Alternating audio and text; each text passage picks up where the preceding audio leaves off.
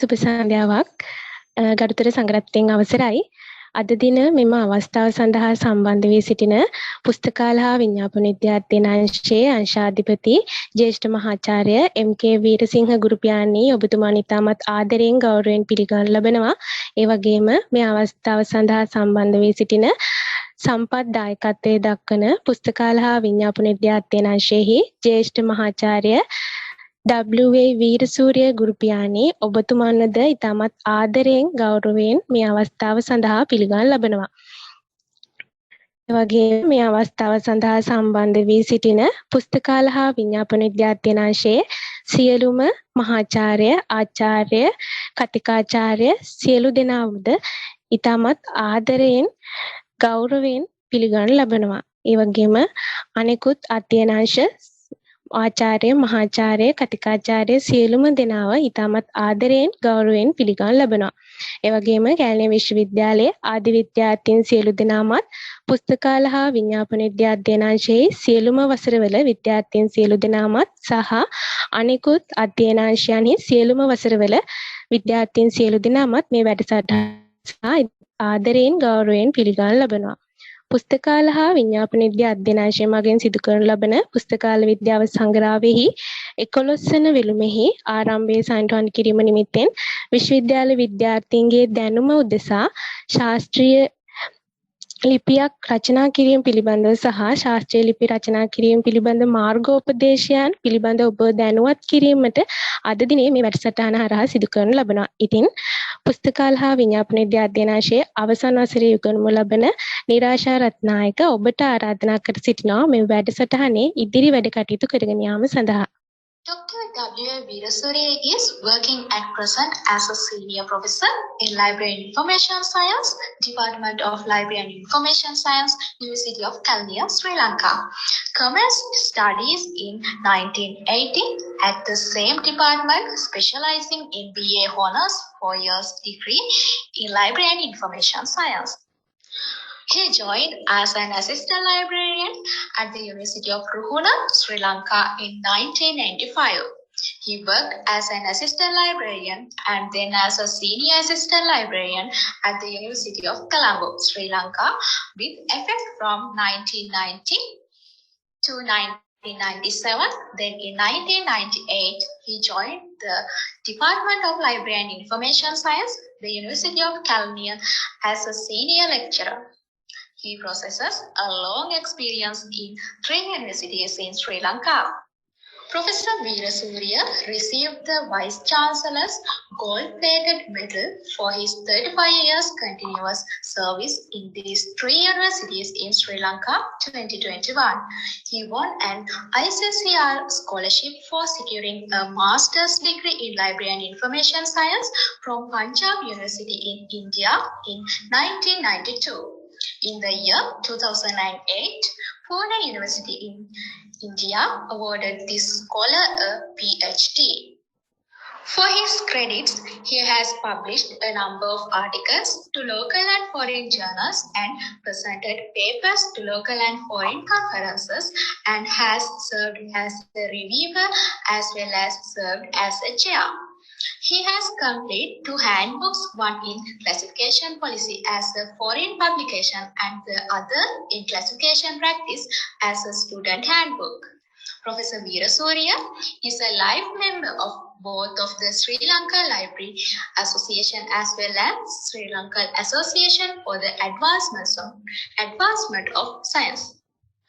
Presently, he serves as the editor-in-chief of Calendar Journal of the University of Kelaniya. Professor W.A. Veerasuriya is a member of the University Calendar Committee, Quality Assurance Committee, and Faculty Curriculum Development Committee, and serves as an advisor to the Faculty Library. He has contributed a lot to the development of the Department of Library and Information Science, the University of Kelaniya in teaching, research, industrial training work, guidance and counseling for an early career as well as mature career advancement of the students. The involvement of revising the curriculum of almost all study programs, particularly by BA Hons and BA degrees, is a substantial contribution. Professor Veerasurya was the pioneer of the new degree program to follow for those who qualified for the higher diploma in Library and Information Science, University of Kelaniya, by developing its curriculum and getting UGC approval. He was the coordinator of the MA and MSSC program in Library and Information Science from 2009 to 2019. He has served Sri Lanka Library Association as a council member as well as the education officer. Professor Veerasurya is actually engaged in the development of Sri Lankan librarianship by representing various committees and services in National Library and Documentation Services Board, Sri Lanka. He was instrumental to develop the government librarians service minutes and presently serves as a member of the teacher librarian service minutes committee attached to the Ministry of Education, Sri Lanka. Research areas are school librarianship, bibliographic control, information management and knowledge management, library management, curriculum development, indigenous knowledge and intangible cultural heritage management, library advocacy, bibliometrics and science-to-metrics, library and information ethics. Teaching areas are indexing, advanced classification, academic librarianship, library management, knowledge management, information skills and competency development, indigenous knowledge and intangible cultural heritage management, library advocacy, research management, and open science. Professor Veerasurya has traveled to many countries for scholarly and personal purposes. Thank you all. Now I respectfully invite our sir, Professor W. Veerasurya, for his lecture.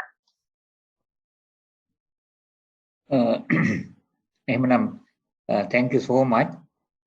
ඔබලා සියලු දෙනාටම ස්තුතියි. ඒ වගේම වැඩසටහන කරගෙන යාම සඳහා අපිට උදව් කළ තිසාලා මෙනවිය ඇතුළු ආචාර්ය මණ්ඩලයේ සියලු දෙනාගෙන්ම අවසරයි. මම හිතන්නේ ආචාර්යවරු සහ ශිෂ්‍යෝ සහභාගී වෙනවා.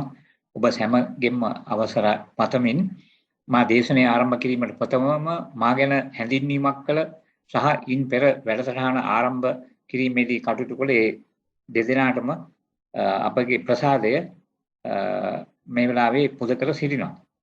හොඳයි, එහෙමනම් මම දේශනාව ආරම්භ කරනවා. මම හිතන්නේ කාටත් මේ දේශන මාතෘකාව මේ ස්ලයිඩ් එක මම හිතන්නේ පේනවා. ගැටලුවක් නැහැ නේද? මම හිතන්නේ ඔක්කොටම මේ පේනවා. හොඳයි.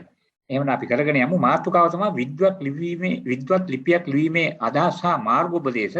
මේ මාර්ගෝපදේශ කියන්නේ මෙතන පොඩි ගැටලුවක් තියෙනවා වචන පදවල. මොකද හේතුව මේ අර Google Translate වෙනකොට තමයි එහෙම ආවේ. නමුත් ගැටලුවක් නැහැ. එතකොට මේ මම අද මේ දේශනය ආරම්භ කිරීම සඳහා ඇත්ත වශයෙන්ම මට කීප වරක්ම අධ්‍යයනාංශයෙන් මේ ගැන කතිකාවන් යෙදුණා. මෙවැනි දේශනයක් කිරීම ඉතා අත්‍යවශ්‍ය බව. ඒ අනුව තමයි මේ දේශනය කිරීමට පෙළඹුණේ. මෙහිදී මුලින්ම මේ ගැන කතා කිරීමේදී අපි ආචාර්ය කීප දෙනෙක්ම කතා කරනු ලැබුවා. එතකොට එයාටත් මගේ ප්‍රසාදය පළ කරනවා. මේ සමගම අධ්‍යයනාංශ ප්‍රධාන තුමා මේ දැනට මට මතක් කරත් හිටියා මේක ඉතා හොඳ වැඩක් කියලා මේ අපේ අර ගෲප් එකකට දාලා තිබුණා. එතුමාවත් මතක් කරමින් සියලුම ආචාර්ය මණ්ඩලයේ අපේ ගරුතර ස්වාමින් වහන්සේ ඇතුළු නැවතත් සිහිපත් කරමින් මම දේශනය දැන් ආරම්භ කරනවා. මේ දේශනය ආරම්භ කිරීමේදී ඊටාම අවස්ථාවක් තිබෙනවා. මේක මේ ශිෂ්‍ය අපේ අවසාන අවුරුද්දේ ශිෂ්‍යයන්ගේ වැඩපිළිවෙලක් විදිහට සංවිධානය වෙනවා. ඒකත් මම ඒ අයට ප්‍රණාමය ඉදිරිපත් කරනවා. විශේෂයෙන් මේ වෙලාවේ චාමර මහතාත් මතක් කරනවා. මේ වෙලාවේ අත් වශයෙන්ම ප්‍රසන්ටේෂන් එක ඩෙඩිකේට් කරනවා අපේ මේ ගුරු ප්‍රොෆෙසර් එස්.ආර්. රංගනාදන් එතුමාගේ මේ දිවංගත දිනය අදට ඉදලා තියෙනවා. 1892 එතුමා ඉපදිලා ඒ කියන්නේ අගෝස්තු මාසේ 12 වෙනිදා ඊළඟට එතුමා සැප්තැම්බර් 1972 27 වෙනිදා එවැනි අද දවසක තමයි එතුමාගේ බියෝය සනිටුවන් වෙන්නේ. ඒ නිසා අපි මේ වෙලාවේ ට්‍රිබියුට් එකක් කරගන්නවා මේ මහාචාර්ය රංගනාഥන් ඇත්ත වශයෙන්ම father of library science නැත්නම් father of scientific librarianship in the world මේ අවස්ථාවේදී සිහිපත් කිරීම මෙනෙහි කිරීම මම හිතන්නේ අපිට ගෞරවයක්. එතුමාගේ ඒ දර්ශනය මුළු ලෝකේ පුරාම අද ගමන් කරලා තිනවා. ඒ බව පැහැදිලිවම එතුමාගේ පංච මූල නීතිවල අවසාන නීතිය අපි ගත්තොත් අපිට පේනවා මූල ධර්මයේ ගත්තාම library is a growing organism. A organism කියන එකේ තියෙනවා අර්ථ ගණනාවක්. ඒක බොඩි එකක් වෙන්න පුළුවන්, entity එකක් වෙන්න පුළුවන්, එහෙම නැත්නම් සංකල්පයක් වෙන්න පුළුවන්. ඒ ආදි වශයෙන් එතුමා දාර්ශනික විදිහට ඒ වචන පාවිච්චි කරලා පංච මූල මේ කියන්නේ නීති ඉදිරිපත් කරලා තිබෙනවා. ඉතින් එතුමාන් නැවත සිහිපත් කරමින් මේ දේශනය එතුමාට කැප කරමින් අද මෙය විශේෂ සිද්ධියකුත් වුණා මේ වගේ දේශනයක් අපි මේ විදිහට සංවිධානය කිරීම පිළිබඳව. ඒක පෙළඹීමක් වෙලා මොකද අපි හිතාමතාමත් නෙවෙයි නමුත් කිසියම් ආකාරයක දෛවෝපතගත සිද්ධියකින් එතුමාගේ ජන්මදිනය මේ අවසන් දිනය යෙදিলা තිබුණු නිසා. හොඳයි මේ අපි අපගේ දේශනේ මේ ඔබ දන්නා පරිදි ඔබද පැහැදිලි කළ පරිදි මේ සංග්‍රහවකට ලිපියක් සකස් කිරීමේදී අදහස් සහ මාර්ගෝපදේශ ගණනාවක් තියෙනවා. ඒවා සාකච්ඡා කිරීම තමයි මෙහිදී බලාපොරොත්තු වෙන්නේ. මෙහිදී අත් වශයෙන්ම content එක මේ විදිහට සකස් කරලා තිබෙනවා. learning outcome introduction, scholarly journals and scholarly publishing, scholarly articles, two types of article වර්ග දෙකක් පිළිබඳව, refereed journal එහෙම නැත්නම් අපි peer reviewed journal කියලා කියනවා. guideline for compiling articles තියෙනවා මාතෘකාවක්. component ඒ කියන්නේ article එකක තියෙන සංයුතිය ජාත්‍යන්තර මට්ටමේ තියෙන ප්‍රමිති අරගෙන අපි සාකච්ඡා කරන මේවා යම් වෙනස්කම් තිබෙනවා. නමුත් අපි මේවා සාකච්ඡා කරනු ලබනවා. ඊළඟට මේ පටුනේ තවත් තියෙනවා citing and referencing. මේ කියන්නේ cite කරන්න කියන්නේ කොමක්ද කියන එක, referencing කියන එක වෙනම පැහැදිලි කරලා තිබෙනවා. ඔබ ඒක මම කොමක්ද කියන එක ඉස්සරහදී පැහැදිලි කරන්නම්. citing කියන්නේ අත් වශයෙන්ම ලේඛනයේ තුල සටහන් කිරීමත්, referencing කියලා කියන්නේ පැහැදිලි වශයෙන්ම ලේඛනයේ අවසාන භාගයේ reference list එක සංවිධානය කිරීමත් මේවා දෙකම අත් වශයෙන්ම citation style වලට අහු වෙනවා. ඊළඟට literature survey, සාහිත්‍ය ගවේෂණය, literature review, සාහිත්‍ය විමර්ශනය නැත්නම් සාහිත්‍ය සමාලෝචනය මේ පටුනේ තියෙනවා. ඊළඟට article writing language ගැන අපි කතා කරනවා. ඊළඟට පරිශන ආචාර ධර්ම research ethics ගැන කතා කරනවා. ඒ යටතේ plagiarism නැත්නම් චෞර ලේඛනය ගැන අපි අවධාරණය කරනවා. ඊළඟට මේ සාමාන්‍යයෙන් හොඳ සංග්‍රහවක තියෙන මේ ගුණ qualities මේ basic criteria නැත්නම් qualities ගැන අපි කතා කරන්න වෙනවා. මොකද අපි සංග්‍රහයක් සකස් කිරීමට යාමේදීත් එහෙම නැත්නම් අපි ලිපියක් ඉදිරිපත් කිරීමට යාමේදීත් ඒ ගැනත් අපි අවධාරණය කරන නිසා අවසාන වශයෙන් step by step approach. ඒ කියන්නේ අපි කිව්වොත් එහෙම සංග්‍රහයකට ලිපියක් සකස් කිරීමේදී පියවර පාදක විදිහ ප්‍රවේශයක් අරගෙන කොහොමද මේ ලිපිය සම්පාදනය කරන්නේ කියන එකත් අපි මේ දේශනය තුළ නැත්නම් මේ ප්‍රසන්ටේෂන් එක තුළ ඉදිරිපත් කරනු ලබනවා. අපි ඉගෙනුම් පළ විදිහට ගත්තොත් නැත්නම් ඉගෙනුම් ප්‍රතිඵලයේ විදිහට ප්‍රසන්ටේෂන් එක ගත්තොත් මේ ප්‍රසන්ටේෂන් එක ඉදිරිපත් කිරීම තුළින් අත් වශයෙන්ම අර්ථ ග්‍රහණය කරගන්න පුළුවන්. අපි කාටත් මටත් නැවතත් මේක කිරීම තුළ ඔබලාට පමණක් නෙවෙයි මට පවා මොකද මේක හැසිරීම තුළ මට නව දැනුමක් ලැබෙනවා. ෆන්ඩමෙන්ටල් කියන්නේ මූලික මාර්ගෝපදේශ අදහස් සංග්‍රහවකට ලිපියක් සැපීමේදී ඒවා අපිට අර්ථ ග්‍රහණය අපිට ලැබෙනවා කියන එක තමයි එතනදී කියන්නේ. ඊළඟට ශිෂ්‍යයන් සහ ඔබ කවුරුත් අපි වශයෙන් ලිපි සංග්‍රහ සඳහා සම්පාදනය කරනු ලබනවා. ඒ කියන්නේ ඒකට සම්පාදනය කරන්න ඔබලා පෙළඹෙනවා, අවතීර්ණ වෙනවා නැත්නම් සම්පාදනය කරනවා. මේ කටයුතු දෙක මේ ප්‍රසන්ටේෂන් එකකින් අපි බලාපොරොත්තු වෙනවා learning outcome විදිහට ඉදිරිපත් වෙන්න. දැන් එතකොට අපි බැලුවොත් මේකේ හැඳින්වීම තියෙනවා. දැන් ඇත්තෙන්ම සංග්‍රහ සාහිත්‍ය ගැන කතා කිරීමේදී ග්‍රන්ථ සාහිත්‍ය ඒ කියන්නේ ග්‍රන්ථ නැත්නම් අපි මොනෝග්‍රාෆ් සාහිත්‍ය ගැන අවධාරණය කරනවා. ලෝකේ මොනෝග්‍රාෆ් ඓක්‍ය ප්‍රකාශන කියලා සිංහලෙන් කියනවා. අපි දන්නවා ඓක්‍ය ප්‍රකාශන කියන්නේ එකවරක් පළ වෙන එකවරකට එකක් වශයෙන් පළ වෙන කෘති. ඒවා හුදු එක තේමාවක් තමයි එකෙන් දක්වන්නේ. ඒවා අපි මොනෝග්‍රාෆ්ස් කියනවා. මේකට විරුද්ධ එක තමයි සීරියල් පබ්ලිකේෂන් අඛණ්ඩව මේ සංග්‍රාමයේ වශයෙන් වෙන ප්‍රකාශන. ඉතින් මේ සංග්‍රාමයේ ප්‍රකාශන සාහිත්‍ය විශේෂයෙන්ම විද්‍යා හා තාක්ෂණ ව්‍යවහාර විද්‍යාව නැත්නම් ඇප්ලයිඩ් සයන්ස් වල තමයි ප්‍රබල වශයෙන්ම තියෙන්නේ. දෙවනුව මේ සංග්‍රහ සාහිත්‍ය වර්ධනවන්නේ අපේ ක්ෂේත්‍ර වෙන සමාජීය විද්‍යා සමාජීය සෝෂියල් සයන්ස් ක්ෂේත්‍රවල.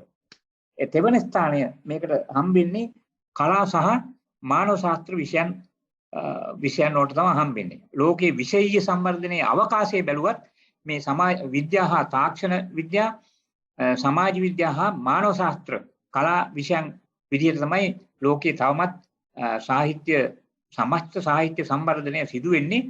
නමුත් දැන් කලා සහ මානව ශාස්ත්‍ර ක්ෂේත්‍රයට විශේෂයෙන්ම විද්‍යා හා තාක්ෂණ ක්ෂේත්‍රයේ අවධානයක් දැන් යොමු වෙලා මේක උඩුකුරු යටිකුරු තත්වයකට දැන් වර්තමානයේ ඇවිල්ලා තිබෙනවා. මේ නිසා අලුත් විෂයන් පවා වෛද්‍ය පීඨවල විශේෂයෙන්ම ඇමරිකාවෙන් රටවල් වල මානව ශාස්ත්‍ර උගන්වන්න පටන් ගන්න තිබෙනවා. මේ සඳහා තියෙන අලුත්ම විෂයක් තමයි මෙඩිකල් හියුමැනිටිස් කියන විෂය. වෙනම දෙපාර්තමේන්තුවක් කොළඹ විශ්වවිද්‍යාලයට ආරම්භ කරලා තිනවා. මහාචාර්ය සරෝජ් ජයසිංහ කියන විද්වතානන්. ඉතින් එවැනි විදිහට තමයි ලෝකේ මේ විවිධ මූලික ක්ෂේත්‍රයන් ගමන් කරනු ලබන්නේ. ඊළඟට අපි බැලුවොත් එහෙම විද්වත් සංග්‍රහ ඒ වචනේ මම පාවිච්චි කළේ අත් වශයෙන්ම ස්කෝලර්ලි ජර්නල්ස් කියලායි. ඊළඟට මේ ස්කෝලර්ලි පබ්ලිෂින් කියලා වචනයක් තිබුණා. ඊටාම වටිනා වචනයක්. අපේ ප්‍රකාශනය විද්වත් විදිහට අපි සකස් කරනවා නම් අඩුපාඩු වලින් මේ අඩුව නැත්තම් තොරව අපි ඒකට ස්කෝලර්ලි පබ්ලිෂින් කියලා කියනවා විද්වත් ප්‍රකාශනය. ඉතින් අධ්‍යාපන පරිශන ප්‍රතිඵලයක් ලෙස තමයි නව දැනුම පටන් ගත්තේ. ඒතකොට මේ කරුණු ත්‍රිත්වයේ මත මොකද්ද මේ දැනුම භාවිතය knowledge use කියන එක ඊළඟට education research මේක විදිහට ඇවිල්ලා තමයි අත් වශයෙන්ම පොත්පත් වලට අමතරව විවිධ සංග්‍රහ සාහිත්‍යයක් ලෝකේ පළවන්නේ. එතකොට දැන් මේ සමස්ත ක්‍රියාවලිය විශේෂයෙන්ම විද්වත් ප්‍රකාශනය සමස්ත මේ විද්වත් ප්‍රකාශනයට ස්කෝලර්ලි පබ්ලිෂින් කියලා තමයි හඳුන්වන්නේ. එතකොට ඒ කියන්නේ මොකද? විශේෂයෙන්ම විද්‍යාත්මක මූලධර්ම. එතනින් විද්‍යාත්මක මූලධර්ම කියන්නේ මේ සම්ප්‍රදායික තියෙන විද්‍යාව නෙමෙයි අපි මේ කතා කරන්නේ. විශේෂයෙන්ම කිසියම් ක්‍රමවේදයක් මත නිවැරදිව තියෙන ක්‍රමවේදයක් මත ඒ ක්‍රමවේද මත සකස් කරන ලේඛන කරණය තමයි ස්කෝලර්ලි පබ්ලිෂින් කියලා කියන්නේ. ඊළඟට මේ විද්වත් ලිපි ගැන කතා කිරීමේදී ස්කෝලර්ලි ආටිකල්ස් කියලා කියනවා. එතකොට මේ ස්කෝලර්ලි ආටිකල් වල නිර්වද්‍යතාවය 100%ක්ම හෝ යම් නිවැරදිතාවයක් තිබෙන්න ඕනේ. ඊළඟට එහි වළංගුතාවයක් වැලිඩිටි එකක් තිබෙන්න ඕනේ. නව්‍යතාවයක් මොඩර්නිටි තියෙන්න පුළුවන්. ඊළඟට කම්ප්‍රිහෙන්සිව්නස් පරිපූර්ණ බවක් තිබෙන්න ඕන මේ සංග්‍රහ ලිපිවල. ඊළඟට නිර්ව්‍යාජ ලේඛන කරණය genuine writing කියන එකත් මෙතනදී විශේෂයෙන්ම මේ ස්කෝලර්ලි ආටිකල් වල තියෙන මූලික සාධක ලෙස අපිට ගන්න පුළුවන්. මේකේ තවත් සාධක ගණනාවක් තිබෙනවා. ඒ සේරම මේකේ කතා කරලා නැහැ. විශේෂයෙන්ම දැන් කිව්වොත් එහෙම applicability. ඒ කියන්නේ එහි ප්‍රයෝජ්‍යතාවය, උපයෝගීතාවය කොහොමද ඒක භාවිතා කරන්නේ? ආදි වශයෙන් දැන් මම කීව ඇත්ත වශයෙන්ම මූලික සාධක කීපයක් මේ විද්වත් ආටිකල් නැත්නම් සංග්‍රහ පිළිබඳව අපි බලමු. ඊළඟට ආටිකල් වර්ග මූලික වශයෙන්ම දෙකක් තිබෙනවා. ආටිකල් වර්ග එකක් තමයි ආටිකල් වර්ග ඇත්ත වශයෙන්ම දෙකක් නෙමෙයි ගොඩාක් තියෙනවා. නමුත් මූලික වශයෙන්ම ආටිකල් වර්ග දෙකකට අපිට සම්බන්ධ කරන්න පුළුවන් ආටිකල් වර්ග දෙකක්. දැන් මේ ආටිකල් දෙකේ එකක් තමයි conceptual article කියන එක. නැත්නම් අපි සංකල්පීය ආටිකල් කියලා කියන්න පුළුවන්. දෙවෙනි එක තමයි ආනුභාවික නැත්නම් අනුභූතිවාදී ආටිකල් නැත්නම් මූලික ප්‍රධාන පරිශන පාදක ආටිකල්. දැන් උදාහරණයක් වශයෙන් හරියටම උපන්‍යාස ගොඩනගමින් නියමිත කියන්නේ සාම්පලයක් අරගෙන ඒ විදිහට මේ data විශේෂයෙන්ම quantitative data පැත්තට ගමන් කරමින් යන ඒ ආටිකල් වර්ග තමයි empirical article අනුභූතිවාදී ආටිකල් කියලා කියන්නේ. මේ දෙවර්ගෙම ඇත්ත වශයෙන්ම විද්වත් සංග්‍රහ ලිපි කියලා හඳුන්වන්න පුළුවන්. conceptual article කියන එකත් මේ ඒ විද්වත් සංග්‍රහ ලිපියක්. The main difference between මේ තියෙන මෙතන conceptual and empirical research මේක කියන්නේ මොකද? conceptual ඒවා abstract කියලා කියන්නේ මොකද? ස්ථිතිකයි. බොහෝ විට ideas අදහස් මේ තියෙන අදහස් concept ඊළඟට මතවාද සංකල්ප න්‍යාය වැනි දේවල් ගැන විශේෂයෙන්ම ගැඹුරෙන් කතා කරන පරිශන නැත්නම් ලිපි තමයි මෙතනදී conceptual කියලා කියන්නේ. එතකොට අනුභූතිවාදී empirical article නැත්නම් පරිශන පාදක මූලික පරිශන පාදක ලිපි කියලා කියන්නේ විශේෂයෙන්ම නිරීක්ෂණය. මේ තියෙන observation විශේෂයෙන්ම experiment සම්පරීක්ෂණ ඊළඟට මේ මොනවද verifiable evidence තියෙන්න ඕන පැහැදිලි වශයෙන්ම මේ හුඟක් quantitative පැත්තට ගමන් කරනවා. එතකොට එවැනි ලිපි ඒ කියන්නේ විශේෂයෙන්ම conceptual article කියලා ඒවා හඳුන්වනවා. හැබැයි අර observation experiment verifiable පැත්තට ගමන් කරන ඒවා empirical කියලා හඳුන්වන්න පුළුවන්. ඊළඟට මේ conceptual research and empirical are two ways of doing scientific research. ඒ කියනවා විද්‍යාත්මක පරීක්ෂණ දෙකටම සම්බන්ධයි. These are two opposing type of research framework. එතකොට මේ වගේ පරීක්ෂණ රාමු අත් වශයෙන්ම එකකට වෙනස් මේ තියෙනවා කියලාත් එතනදී හඳුන්වනවා. එතකොට conceptual පරීක්ෂණ විශේෂයෙන්ම මේ සම්පරීක්ෂණ වලට ගමන් කරන්නේ නැහැ කියන එක තමයි මෙතෙන්දී විශේෂයෙන්ම සඳහන් කරන්නේ.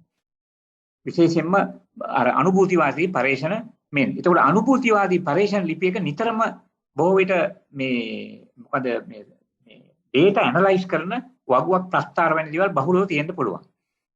දැන් ඊළඟට අපි reference journal කියන එක ඒ පැත්තට නමුත් ඔයිට වඩා ආටිකල් ගණනාවක් තිබෙනවා. ඒවා මම වෙනම පැහැදිලි කරනවා. ඊළඟට අපි ගතමු reference journal විමර්ශිත සංග්‍රහයකට සිංහලෙන් කියනවා.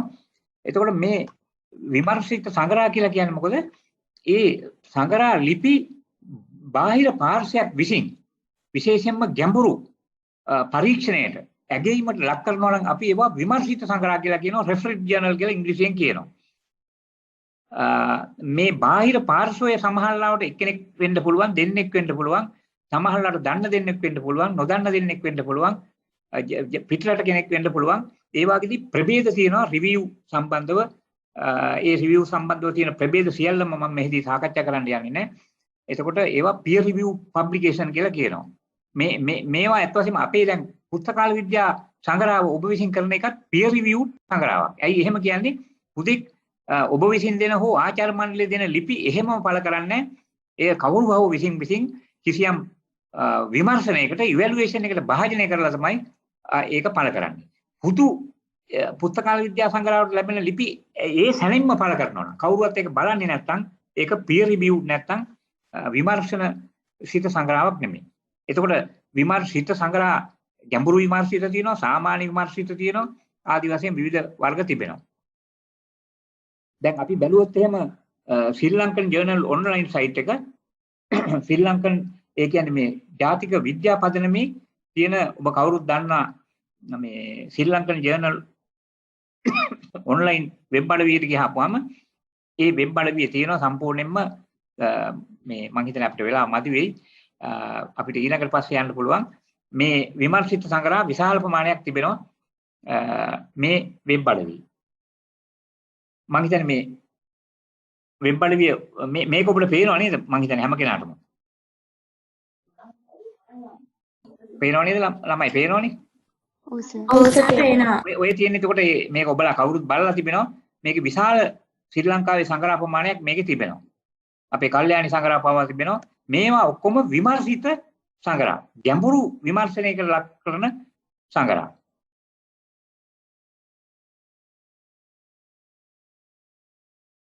හොඳයි අපි දැන් නැවත අපි අපේ ලිපියට ගියොත් එහෙම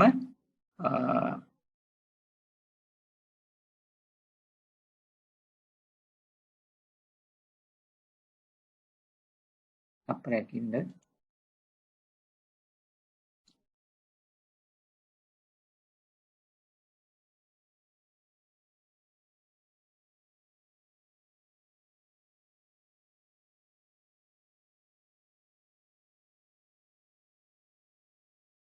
මේ ඔබට මම හිතන්නේ පේනවා ඇති නැවත ඒ ස්ථානයට ගියොත් අපිට